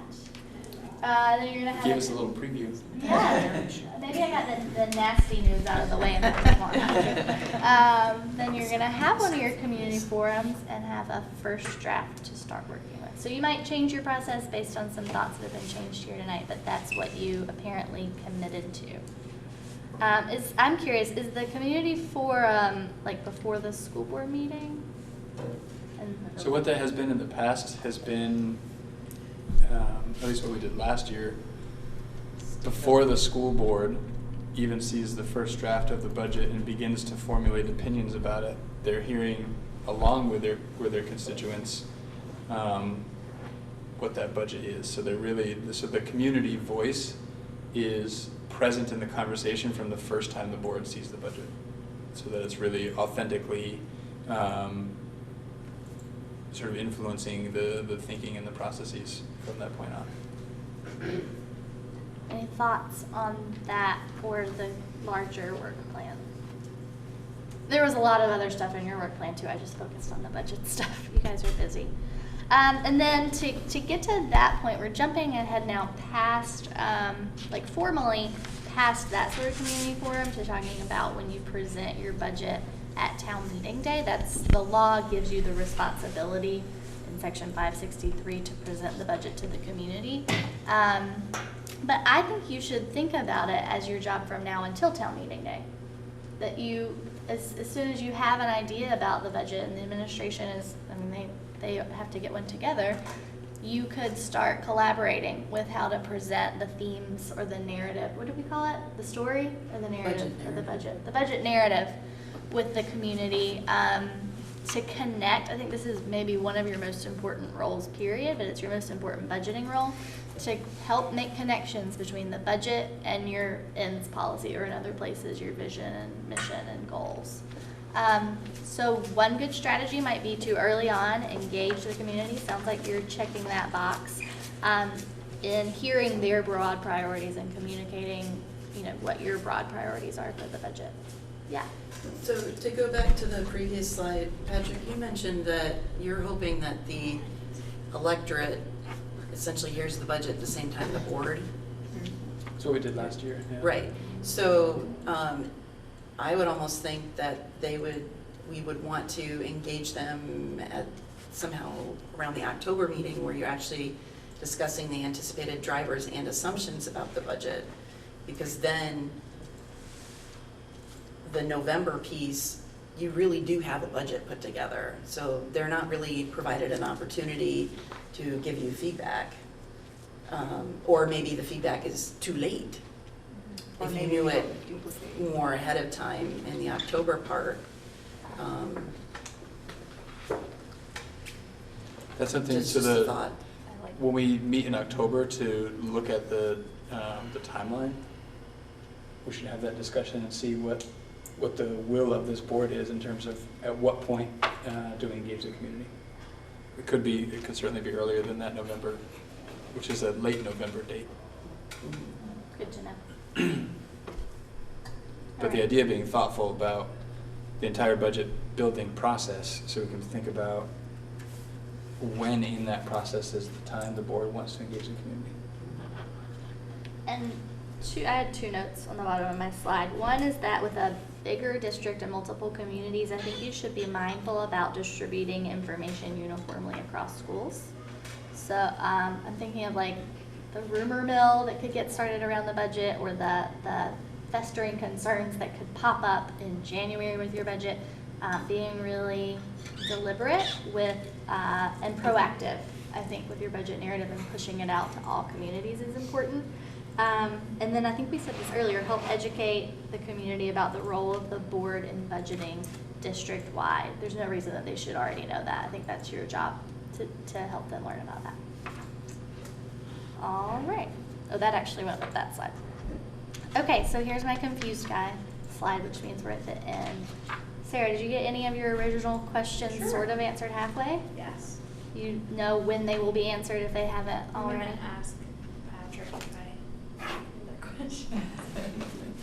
Okay, so my last order of business is to remind you that you're a member of the School Boards Association and we work for you. We work for a lot of other guys too, but you're part of the people we work for, so we are happy to answer questions. Sarah, you can call me with general like school board questions, and if there's something that needs to go to Patrick, I often talk to the superintendent also. So we're just a resource for you. You probably knew Harry Frank, who worked in my office if you're an experienced board member. Now we have a Susan Holson who's equally as awesome, and you'll probably get to work with her at some point soon. Nicole and Susan are in Brattleboro at a regional meeting, and I got to come here instead. So our annual meeting is October 19th, and we would love to see all of you that can make it at Lake Maury. Thank you.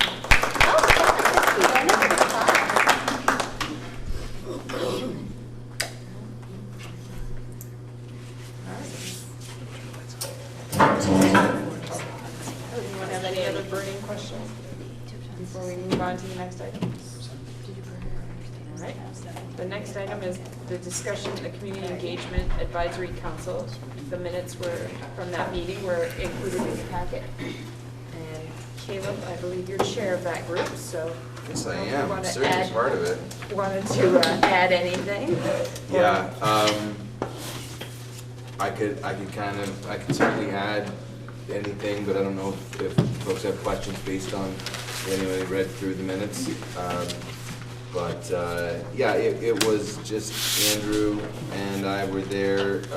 Jen had a last minute need to cancel, so we missed her that time. Looking forward to meeting with her next time. So we do not have I was actually hoping that we would kind of put our heads together and schedule our next meeting tonight, but that's not happening. So I'm gonna reach out to Andrew and Jen to schedule our next meeting ASAP, because we want to certainly have it before the next time this group meets. So that's gonna be our goal, I think, to meet before our next meeting next month.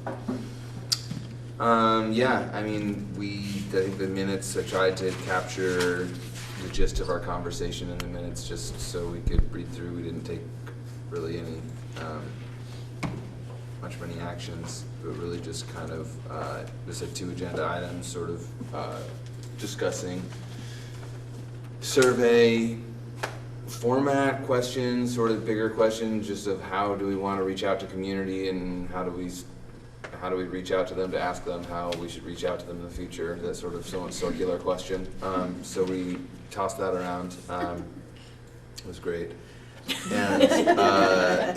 And then we talked about the potential role of school councils, kind of using that previous discussion as the jumping off place. And I don't think we came to any conclusions, but what ideas we had, I think, are somewhat captured here. Hey Caleb, can I tell you something cool I saw at an airport that I've never seen before that I thought you guys might like? Okay. So they now have a thing where you're walking in the airport and it's like, how was your experience through TSA? And it literally has a little thing and it says, how was your experience at TSA or whatever? And then it literally has a happy face and a sad face.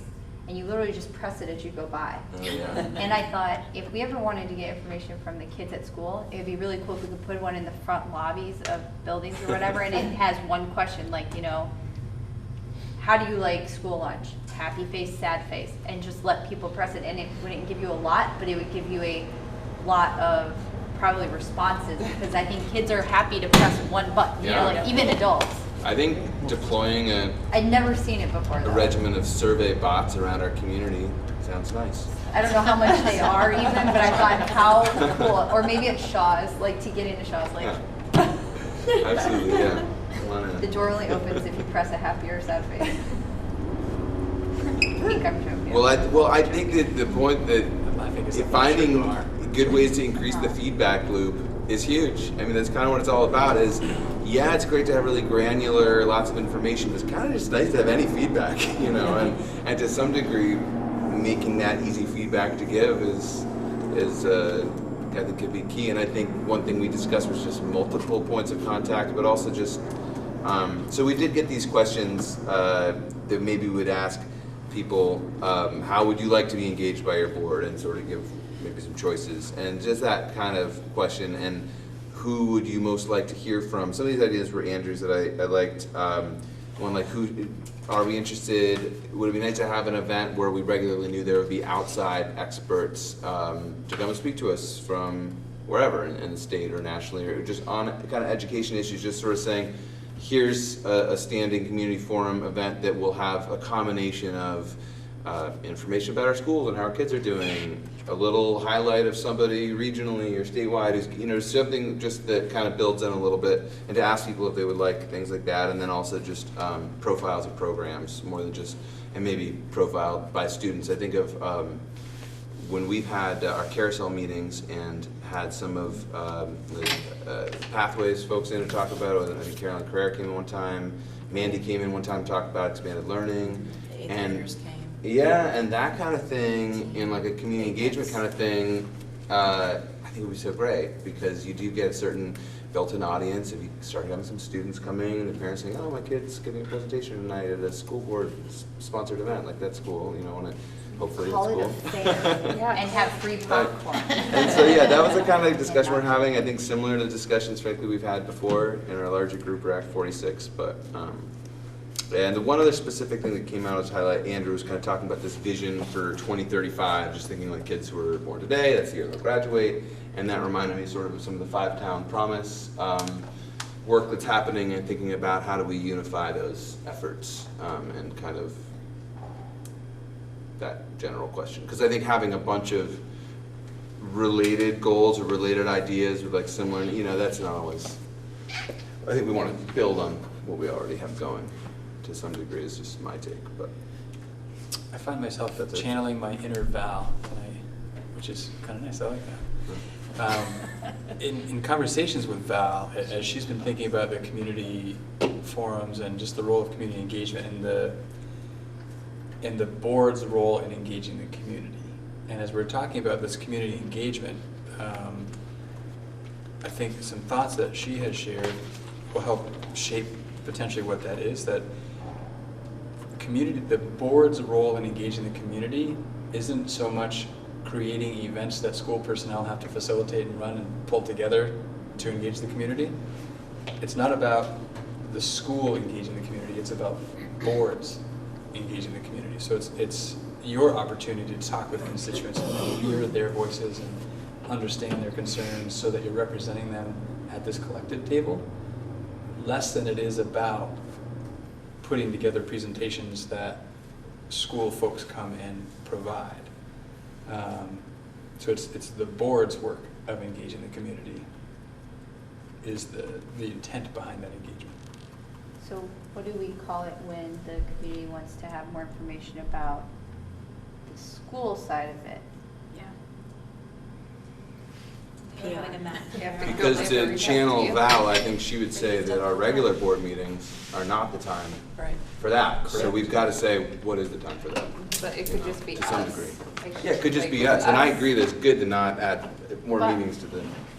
We could have neat speakers come along and instigate little controversial conversations. I mean, that's possible. Present company excluded. You're not Yeah. instigated by any means. So, I mean, right, the board has, like, the VSBA, I'm sure, could guide some of that, help us along. Allison.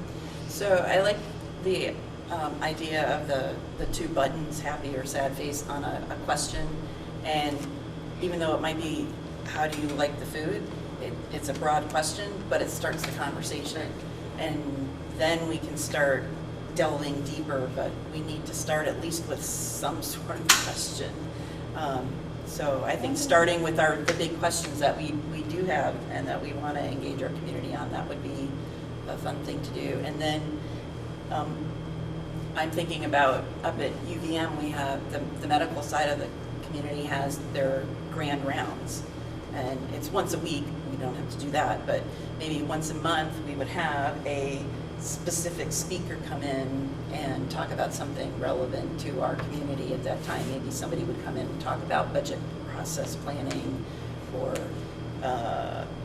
some other things, and I'm only thinking that because you're sitting right there. But to set up kind of a schedule where we know we're going to have that topic, somebody will introduce the person who's going to speak. We could have somebody come in and talk about personalized learning or proficiency-based learning or tech and career ed, college applications. I know those things happen in school, but just, it gives us another opportunity. And I think when I'm thinking about community engagement, I think the fear that we've discussed some here tonight is communities want to know that they'll have an opportunity to bend the ear of board members. Like, that's the kind of engagement. They want to feel like their voice is heard. I don't think it's so much that, I don't think people feel disenfranchised with their schools right now, that there's not enough events happening at their school that they can go and participate in and learn about what's happening. It's not that we need to increase those events because they're fairly numerous already. The fear in consolidating is that they won't have their local board that has all of the control over their school to talk to and influence what's happening there.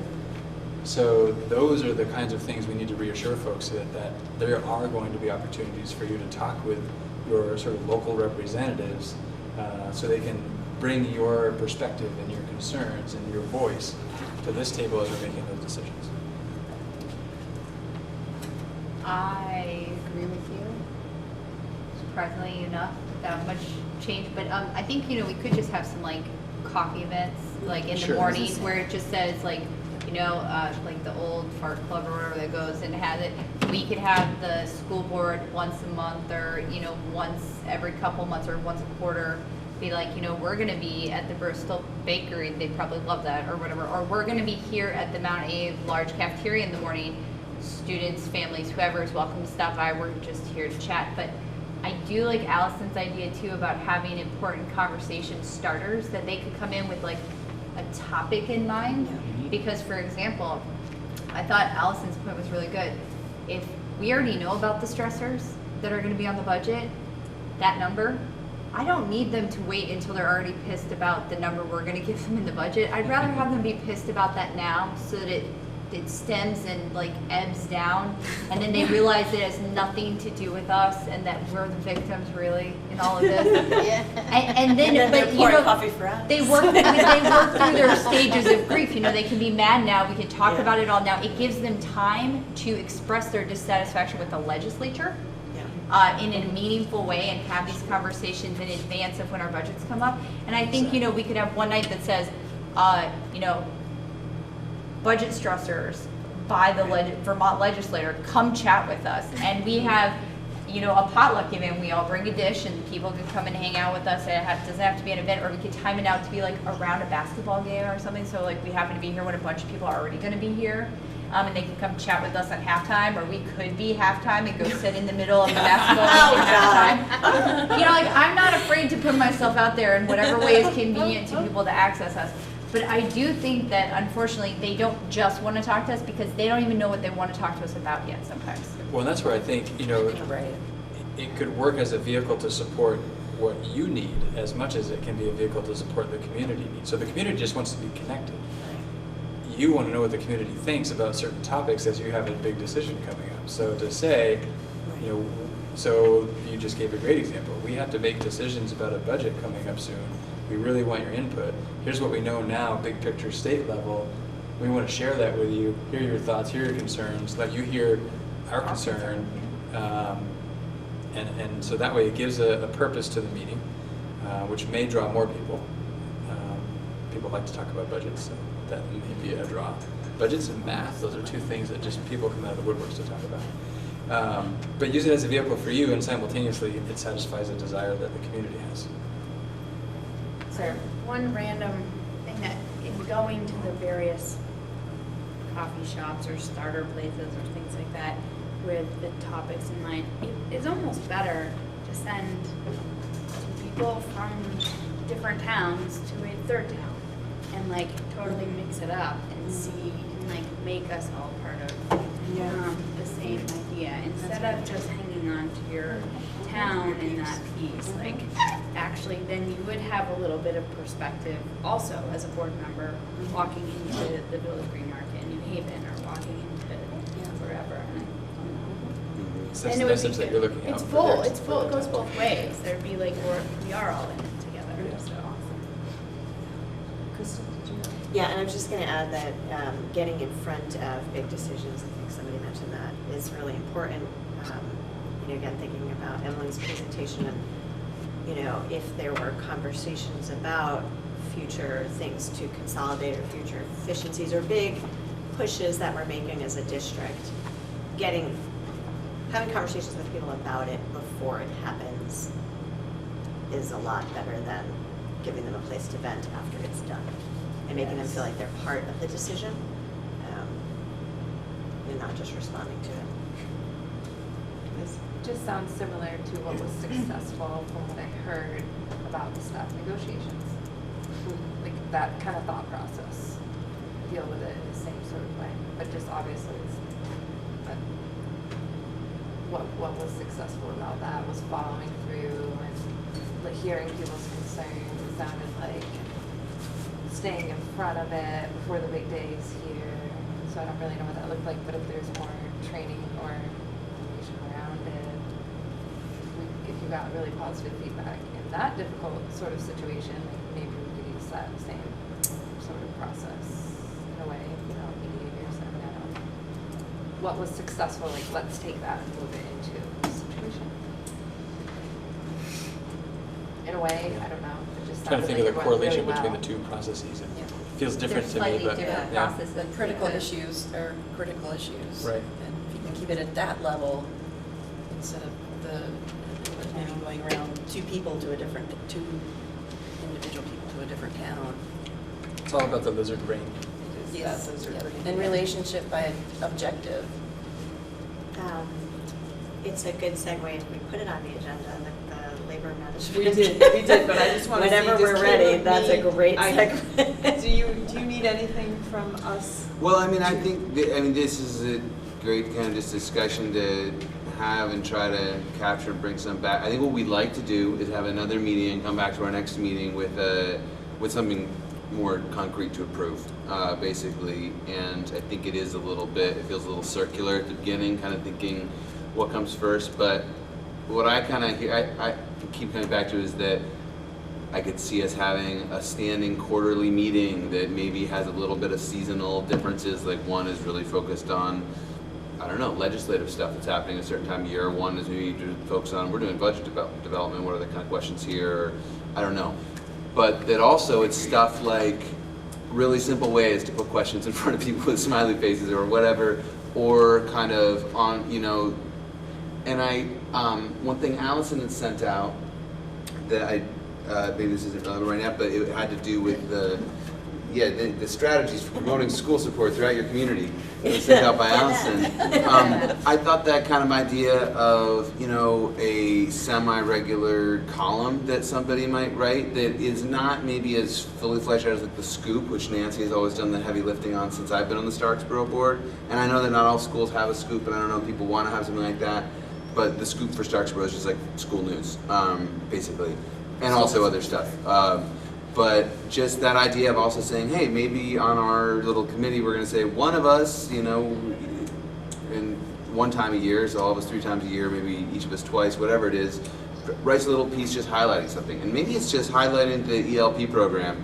This is awesome, there's a new, robotics seminar that happened. And it's just like notes from a school board member, like not trying to get into policy, or just kind of quick highlights that kind of keep happening. And so I guess what I'm looking to do is to come up with a little bit more of a specific list along with Jen and Andrew and kind of bring it back for approval to kind of start. But I feel like this is something that we're going to have to sort of build from the ground up a little bit, and not just, what I'm kind of feeling is like we're going to have to try different things for a little while. And but I think that one thing I know I always struggle with in a bunch of different arenas of my life is not putting out a product until I feel like really good about it, or like, I'd love to, do this one day, but I've got to sit down and spend like 6 months doing it.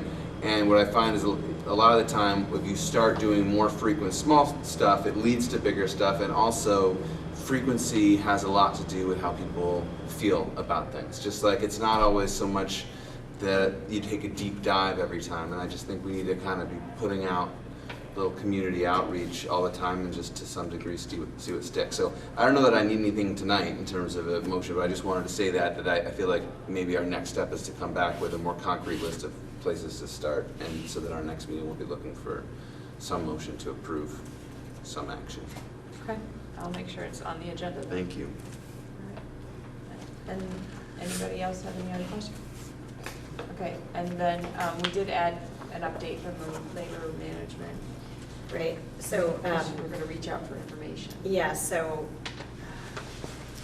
Jody and I we're charged with looking into this forming of a labor management committee, and because of the negotiation process and that we engaged with Cynthia Jeffries, she seemed like a good person to start with. So I connected with her and shared notes from that with Erin and Jody. And so the general thrust of what Cynthia and I talked about was the value of having such a committee, that is sort of the next logical step for our group, having been through the relationship by objective training, as a way to kind of keep the momentum and good communication going among board, professional staff, support staff, but that all parties need to be in agreement that this is a good idea. The purpose is really to continue conversations that could otherwise erode trust or relationships, but it's not a place to negotiate or deal with grievances. So an example that Cynthia gave and that I thought about tonight was that if, for example, there were the proposed changes or plans that impacted staff, having this as a place to share those proposals, the administration sharing those with staff and getting feedback and input before implementation is a great use of this type of committee. She recommends that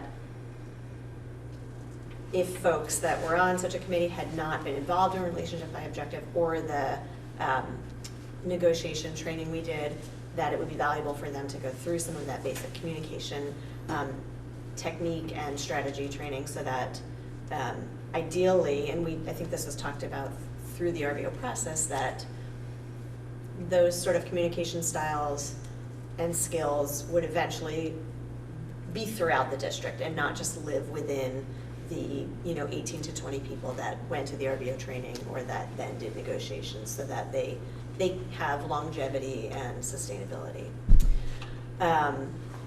I did ask, because I think I was a little bit confused about what the board involvement is in such a group. And I also know that right now Patrick already meets with the two leaders of the association, and is that not the same thing? And she said, actually, yeah, it is sort of the same thing, only it's informal. And she said that can work great, where relationships are strong, but if the dynamics change, those relationships could be at risk, and less so in a more formalized labor management committee. And she also said, if it's just limited to 3 people, it might be good to have a few more folks involved, again, with that idea of engaging more people across the district in that process of collaborative communication. But that it's really up to the involved parties to agree on what the structure and membership would look like. And that all of the participants would need, or the sides, I guess, would need to agree that this made sense. She said that in her experience, boards aren't necessarily members on such a committee. So I think it sounded to me like we would maybe be recommending that such a committee formally exist, and then allowing administration and staff to figure out what that would look like. But that's just what I got out of my conversation with Cynthia, and this group might decide to pursue it in a different way. But I think overall she seemed, from my conversation with Cynthia, it seemed like it would make sense for our group to make sure that's in place in one way or another, that the commitment to that sort of collaborative relationship building style and communication skills is embedded in that, so that it has longevity. And I guess that's it. And then the only thing I wanted to add, aside from what I got out of the conversation with Cynthia, is that she was clear to say, negotiations would not take place in this sort of group, but this group could discuss issues that might come up in negotiations, gather information to provide to the negotiation table. And I was interested in that piece because I think my original desire to bring this up to this group came out of work we did in negotiations where there were these sort of lingering issues that we would have liked to have more time to talk about. Perhaps it's not necessarily, so this would be maybe a vehicle to have those conversations between administration and staff, some of those higher level issues that need more time to be collegially and collaboratively discussed, but not with a negotiations timeline. So I'd love for, if we decide as a group that sort of committee makes sense, I personally would advocate for you know, looking back at some of those issues that we tabled to see if there's a way to, you know, at least revisit them. But it doesn't sound like there's, unless both groups agree, that there would be any sort of resolution or anything in that setting. So I guess that's a summary of what I got from talking with Cynthia and then injecting my own opinion into the mix. And I don't know if, Erin, you have any thoughts to add to what I shared by email. I just pretty much emailed Erin and Jody, and we didn't converse about it because we're not encouraged to do so. Yeah, that's always confusing for me too. Can we talk about this? And we don't have an action item on the agenda tonight, so we Right. wouldn't really be This making is any more kind of just an decision. So I update. guess maybe this is a chance to talk about it a little bit. I'd love to get your thoughts, Patrick, on Cynthia's angle and concerns or feelings you have about it. So I'm relieved to a degree that a board member wouldn't be part of it, because I think that has a lot of potential to, without intending to do so, kind of cross over from ends to means. When I think about formalizing the regular meetings that I have with the association leaders, that has pros and cons. We happen to have so right now there's only there's one co-president, interestingly enough, as it stands. They're in search of a replacement for Caleb Frank. Our relationship has been great. I think it's working well. And I'm always open to different ways of doing things. I think it's more of a process concern I have than necessarily the outcome. I think if this board, which it has authority to require me to create a committee to have those conversations, they're directing me in how to achieve the ends through means, which I think crosses a boundary in terms of policy governance.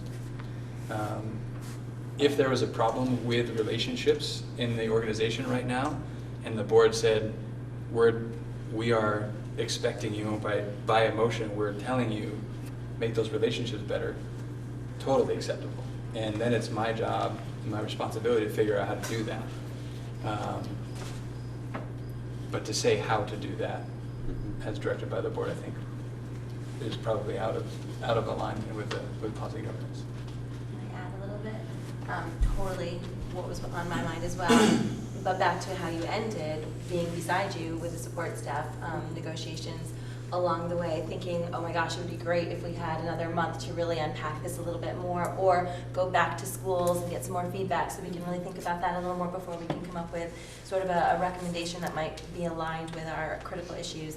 And we just didn't. And you have that nice laundry list. So my thinking was what a great time in between negotiation seasons to start being able to collect some of that input and data, taking the contract sort of section by section and saying, is this really working?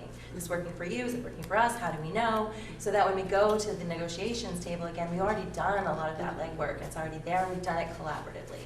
That was my vision for the group. And to the point about what systems are already in place related to what Cynthia was describing, every school has a leadership team already. Every administrator has a team that they meet with on a regular basis to think about proposals and upcoming issues, and that's the team that they talk about budget concerns with along the way. And while we might be able to strengthen those in some of the buildings, Christine always jokes that her whole staff is her leadership team because there are some improvements we could make, or when we become a district, should we be thinking about one sort of overarching leadership team comprised of support staff and teachers? I think that's something that we should definitely consider. But to replicate or duplicate or try to tap on more people, while we have a lot of those same people doing the strategic planning process right now, feels a little, it would be thin, I think. Rebecca? Do they have time, though, to take all these issues and unpack them, those leadership teams? Because it seems like they're already full, and we never get to these issues in between the times that we negotiate. It's not like we've never thought about it before. I mean, every time we get done with a negotiation, I think we've thought, oh, we really need to revisit the entire contract and really walk through whether or not it's still working. So is it doable with the teams we have? I think if it's about data collection, yes. And even that, I think when you move too far away from even just data collection, you begin to take positions about what the resolution might be, and then you are informally beginning to negotiate in a way, even if it's not exchanged that way. Like it just, there's a risk involved in not abiding by regulations around negotiating in the proper way. I think data collection, totally fine, and to agree this is information we need to look into, we need to collect this to understand the situation better, is acceptable, as long as we go into it with a common understanding about where that line is that we can't cross.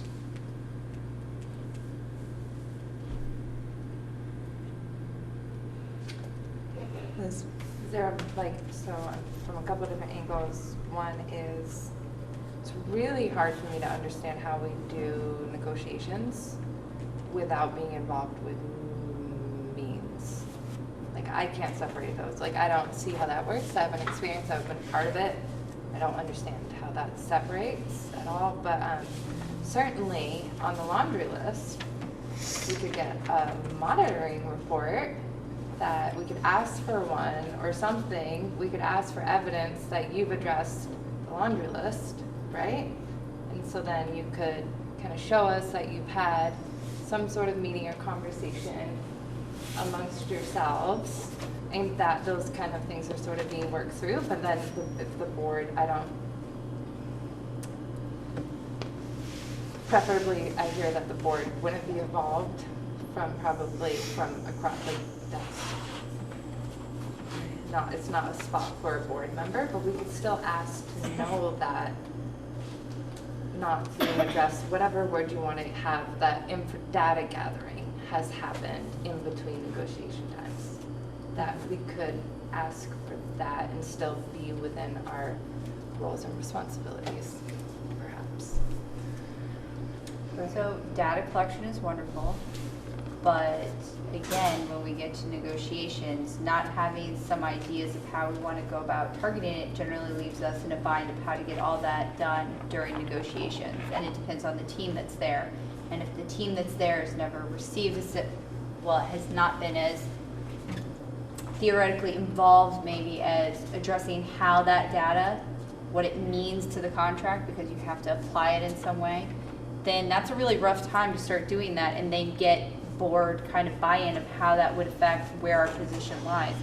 So is it out of sorts to think that then maybe instead what we need is a committee of maybe the people that are going to be on negotiations the next time, that are going to receive this data along with the board and then take it into account in formulating how that data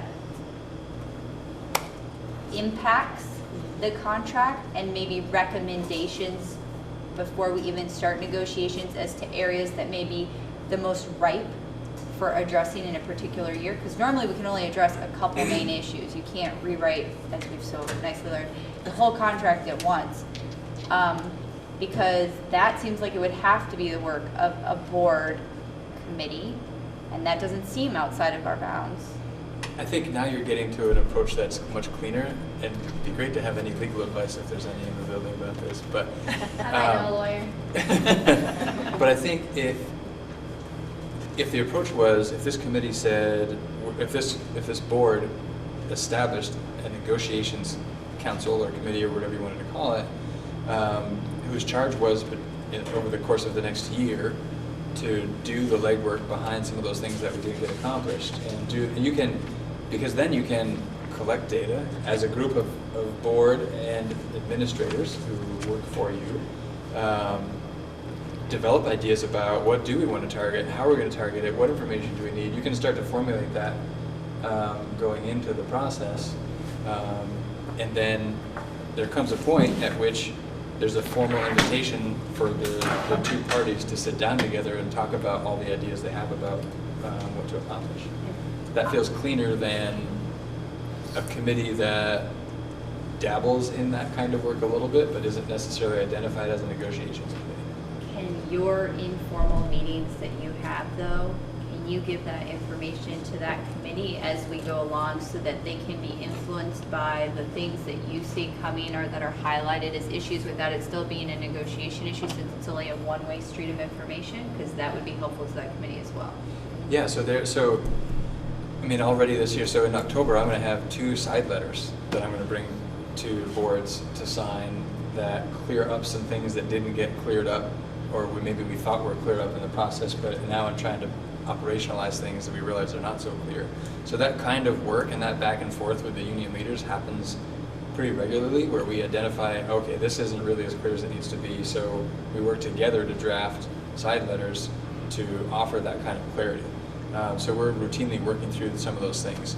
And there are other things I note that just don't make sense that we need to tackle next time, and I just make notes in my copy of the contract that I could share on some sort of routine basis with this committee that can factor in however it needs to factor in. I think that would be incredibly helpful personally. So, yeah, I think that was where I was starting, and then in talking with Cynthia, it morphed to something different. But if we can get back to where we started, which kind of Katrina was speaking to also, and I wonder if when we were at the table with the support staff group, there were a couple of folks that said, if you dive into some of these issues in between, I would be willing to be part of that. And so is that something we could do to because one of the issues that we encountered in negotiations was, are we all coming with the same information from the same place at the same time? We might be able to get to that more easily ahead of the game with some folks, from support staff or professional staff. I mean, I see how it could be beneficial. I just also see how it can be really risky and easy to cross that line. The line of negotiating. Uh-huh. If you have sort of both sides represented in mutual data collection as you're working to solve a problem that you've collectively identified, how do you stop that process from understanding the problem to solving the problem? Because it's not a black and white line, it's a pretty gray line, and that's risky. So you would need a motion to direct you to do something, right? We can't do that. We can't do it tonight. Right. We're not on an action item. But we can't also just suggest to you that you do something. We're not really allowed. No, we'd have to put it on for next month. meeting. Right. Right. But the conversation took a turn somewhere that So I don't think we can direct Patrick to form a labor management committee. Right. We can't do that, but what it sounds like what we can do is establish who our negotiators are, and then they become our committee, and task them with keeping up to date on where sort of the status of things. It's kind of what the negotiating committee did before. Before we started formally negotiating the back and forth, we got some background information that we used to form our decision when the time came. So this, in my mind, would just be a very early start at accumulating that background information we're going to need when we officially begin negotiations, so that then we wouldn't have to go have all this backtrack, and we would have the information. Everybody has the information, and we would go from there. Rebecca? So how I would see it playing out in my perfect world would be we would develop a small committee of maybe 3 people that would be tasked with being the primary negotiating team to work on negotiations from now until when we actually start negotiations. And what we would ask them to do is collaborate with the superintendent and admin staff for data collection on areas in the contract that we've identified as needing more data collection, and then work to provide possible solutions. At the same time, we could in fact create some type of document that provides the data we collect in a meaningful way that then as soon as we enter negotiations, we can actually provide to the other side. Because as soon as we officially invite them to participate, we can share information that could lead to negotiations with them. And so then we do start with same information, in that they have all the information we have. And we can let them know what our intent is and how we plan to process, and then they can decide on their side whether or not they would like to mirror our ideas or not. We can't force them to, but if we came with all that information, I think we would be significantly ahead of the game in terms of having both data availability to provide the other side with the same information we have, ideas or recommendations, and a primary approach to the things that are most important to us to address. I mean, I think that's good and really helpful, but I don't think it fully addresses some of the things. I'm looking to Katrina only to see what you think, because there were some other issues, and maybe we just can't do it outside of negotiations, and maybe this next round will be even that much more efficient, having had such a better experience this last round. But there were some issues that were more, I think, needed conversation between the parties. And so that, I think, was the kind of thing that this group talked about. Wouldn't it be great if we could have some of that dialogue in the length of time that it might take, that might be more luxurious than doing it in negotiations. So I was just going to say, I'm not sure where that fits in. And then the other thing I was going to say is, I was going to ask Patrick, when you meet with the association folks, is there an opportunity to have some of those conversations? I mean, I have no idea what the nature is. I'm assuming grievances is one of the things you guys talk about, but, you know, hopefully. Haven't had a single conversation. Excellent. So you know, is it, I mean, would that, I don't know, I don't know what to do with some of those things, and maybe we can't do anything. Maybe we just wait, but there are things that data isn't necessarily going to help. I mean, a little bit maybe, but they're more really sort of policies around working environments, and, you know. I feel like Those are the we're conversations kind of we have. getting swirled into Okay. some places that we don't need to really go, Right. kind of. So I'll let Well, you two. I mean, I think that I want clarity so that I know what we're recommending. I don't think we are recommending, is Right. what I'm hearing. Well, So In that some of the sense. things that were brought up aren't contract issues, that they're things that don't belong in a contract. Well, Some of them, they kind of bubbled up based on the negotiations and continuing the conversations and that kind of thing. So I think it would be advantageous to direct our committee that we have, not that we're doing that tonight, but direct the committee that we have to work with the people that were involved in the administration and however they want to put that group together on the laundry list that you came up with. Because you already know your collective issues, your critical issues that came up. So you don't want to reinvent the wheel and then figure out, you know, leave it to you all to figure out how to come up, because it sounds like Katrina's already been thinking about it, you've been thinking about it. I imagine there are other people who have been thinking about it too, and it kind of sort of comes up. So just not give you the ingredient, you know, give you specific things, but give you some latitude to work on the things that you wanted to. So two things. One is, as long as it's in the contract, whether or not it should be in there, we can't do it because it's technically part of the contract until it gets removed. And the other thing is that by getting all of this work done out of the way on our side, because we can't have some of these conversations with them until we're in negotiations, we do free up time in negotiations to have more conversations that are very pertinent about how to solve the problem rather than identifying the problem at the time. And I think that although it may not be a perfect approach, it's a good building block off of what we've started. And it may help once we've tried that to see if it alleviates the need to have more time, to then be able to identify if there are ways to tweak it to be even more effective. And it may just be something that I think that we have to dabble in a little bit as we go, but be very careful, like Patrick said, not to reach the point where we negotiate, because if we do that, there are lots of big parties involved that are going to get really pissed really fast at us if we don't need that. And the ongoing conversation they're having right now is keeping that door, that goodwill that was established, going in a small way. So I think that. I'd be curious to hear Emily's thoughts on this.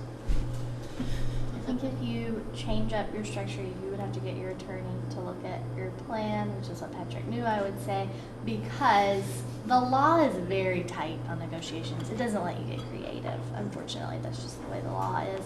And one of the aspects of the law that I wanted to make sure you were remembering is that there are a lot of ways to get to be deemed as interfering in bargaining if you exchange information with employees outside of their elected representatives. So that's why I think systems have settled into the model that you use now. But I think, and I'd even want to get confirmation on this, I think it's above board for this board to appoint a negotiations committee and for that committee to begin its work whenever it wants to. And they're not talking to anybody. They're not talking to anybody, it's just the board members. And they can receive information from you, and they can work with that collection for you, and Yep. we can talk amongst ourselves about how we feel based on our prior experiences, things might play out. When you start your homework leading up to negotiations is up to you to decide. And as soon as we invite them, then we can talk to them. And it's hard because I love the idea, like just Hanging out. people getting together and working through challenges, like it's kind of how we operate. But unfortunately, there are regulations in the way in doing that about certain things. And I think we have, not that we negotiate different things, but the meetings that I have, which again, I think, since I don't have any authority in terms of what does or doesn't end up in a contract, because it's between the board and the teachers union, it's not between the superintendent and the teachers union. When I'm working through sort of that labor management, some of those difficulties that pop up that nobody was able to foresee, we're ironing out some of those things and doing that work in a way that doesn't kind of cross the line in terms of negotiations. And again, you'll see a couple of examples of that next time we meet in October about some side letters that offer some clarity that we have wrestled with already this year. And there's a lot of little things that we iron out, and just oftentimes it's a matter of working through interpretations of the language in the contract. So we come to a common understanding, and we then use that common understanding to resolve whatever issues either are happening, or oftentimes the conversations we're having and the relationship we have is we're trying to get out ahead of something that we see could be a problem. I was thinking about our RVO weekend getaway and how we were able to get away with board, administrator, teacher, support staff for 3 days like we did, but I can remember very clearly many times Cynthia saying we're not negotiating and moving us in a different direction. Like I think she was watching that really closely, and I really hadn't appreciated that until this conversation. And absent a facilitator whose job is to watch for that and call you on it when you cross the line, it's really hard to stick to what's acceptable. We didn't realize we were almost negotiating. We were just Right. talking. You're just solving problems. Like, it's not negotiating. It's midnight. We're just trying to be finished. She won't let us out of here till we're done. Exactly. Can I have just one example, because I feel so lost when I think, what could these issues be that are between the employees and their superintendent? Like, what is it between them and us that we can't talk about? I can't even imagine. It has nothing to do with what we can't talk about. It's just the idea that they're represented by a union, and we as a board have to represent the entire school district. And so if individuals start talking amongst themselves, they may not be representing everyone's interests. And so there's a very required way by the law that they have set up for us to negotiate contracts. And contracts include everything from the time of day people come to work, how many days they work, how much we contribute to their insurance, whether or not they can help assist outside of their classroom activities and recess and stuff. Those are decisions that the school board makes. Seems like complete means to me. It That is entirely It's a the process. process. And 23 other pages of things. Yes, 23 other pages, but it is, you are right, it is not, you're not thinking it wrong. Right. I don't It work is at the just- school. I don't know what time they should get there. Right, Maybe exactly. 8 o'clock's okay, Well, maybe 7:45. That's why I we feel like- get advice. Yes. And so although Patrick is being very modest in that he does not have any authority, he actually plays a large role in helping us understand his perspective of how things best work. So he oftentimes advises the school board when we start negotiating what is working well for him, what is not, where does he see problem areas where we're getting lots of grievances, can they be adjusted by policy fixes in a contract? Is a contract outdated because we don't really do things that way? Or are we not using a chunk of the contract, but it causes budgeting problems? For example, how we pay for continuing learning education credits or ways for people to get their master's. So it is really important to have in there, because you're right, we wouldn't know what works best. But the authority to approve it has to lie with us, because we're elected by all the people in the town that then basically pay for it to begin with. And that's why we also get to do the budget. So then that's the piece of our community engagement is, I mean. It's a whole nother topic for a whole Start other. little and build. That was whenever you Start like. small. Okay. I have another. Happy face, sad face. We've been doing this for over 4 years. I have another outrageous idea, and it, I think fits anyone's definition of outrageous, so I'll say that before I even put it out there. Is We'd it have to check to see, we'd have to check to make sure that it is, but I don't see why it wouldn't be, which doesn't mean that it isn't. If we really wanted to engage in conversations with both sides as we work through some of these things we didn't get to work on last time, we could start negotiating whenever for our next agreement. Is there a certain limit to how early you can start negotiating? Of course there is. Do you have your agreement, your first agreement for your unified board? This transcends Yeah, that. It overlaps to win. So the contract's written in a way that it works for, And you complied with the part of Act 46 that said within 45 days or whatever it is, you must begin negotiations for, you did that? within Finish 40. by your deadline, yeah. I don't know that it's 45 days because I'm Right. not looking at the law. I have to look right back into that. Okay. As far as I know, we're not we'll out of dou- compliance you with can- anything. You can send me an email and we'll double check all the language that says at least by, or that all the laws are written in a way that you could do it sooner. Right. That is not just outrageous, but slightly sadistic. I know. But it could be, we're looking But if you really want to have those conversations with both I sides just wanted to present, close the loop. we I could just probably wanted to say, I have my list and I put it somewhere. I'm pretty Was sure that- we gave a Yeah, training yeah. on negotiations globally, that was negotiating in a crisis situation where you would have a strike, it would be bad. And our advice was, and then the next week you should send a note to them inviting them to a right, negotiation. let's get started. The sooner the better, yeah. But there might have been special circumstances why that was. So if you'll let me look at my book tomorrow, I'll let you know. Okay. More to follow. And you'll let me know if we're out of compliance with something. I don't need to say anything. I was just going to suggest maybe our little Yeah, we're gonna move conversation along. to wrap up. Yep. Yeah. That's all. I don't think we need an executive session, am I correct? All right, is there any public comment? No public comment. Nobody has the board self-evaluation open. I think there's I can open it very quickly. All right, if you will, open it very quickly. The quicker we, It is I open. think we still have our 4 Tabs questions. here. Okay, I can do that. So the first question is, what is the level of engagement of all board members? High, low, and then comments. So, Hi. I think we heard from everyone tonight. Even Barry spoke. Everybody needs a soul plate, you're very funny. Any Okay. comments? I'm marking high. All right. All right.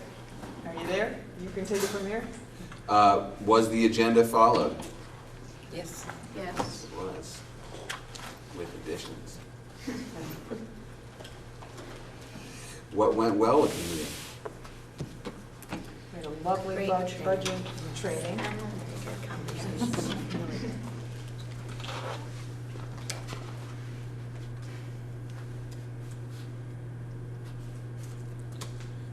Okay. And the respectful back and forth dialogue. Mm.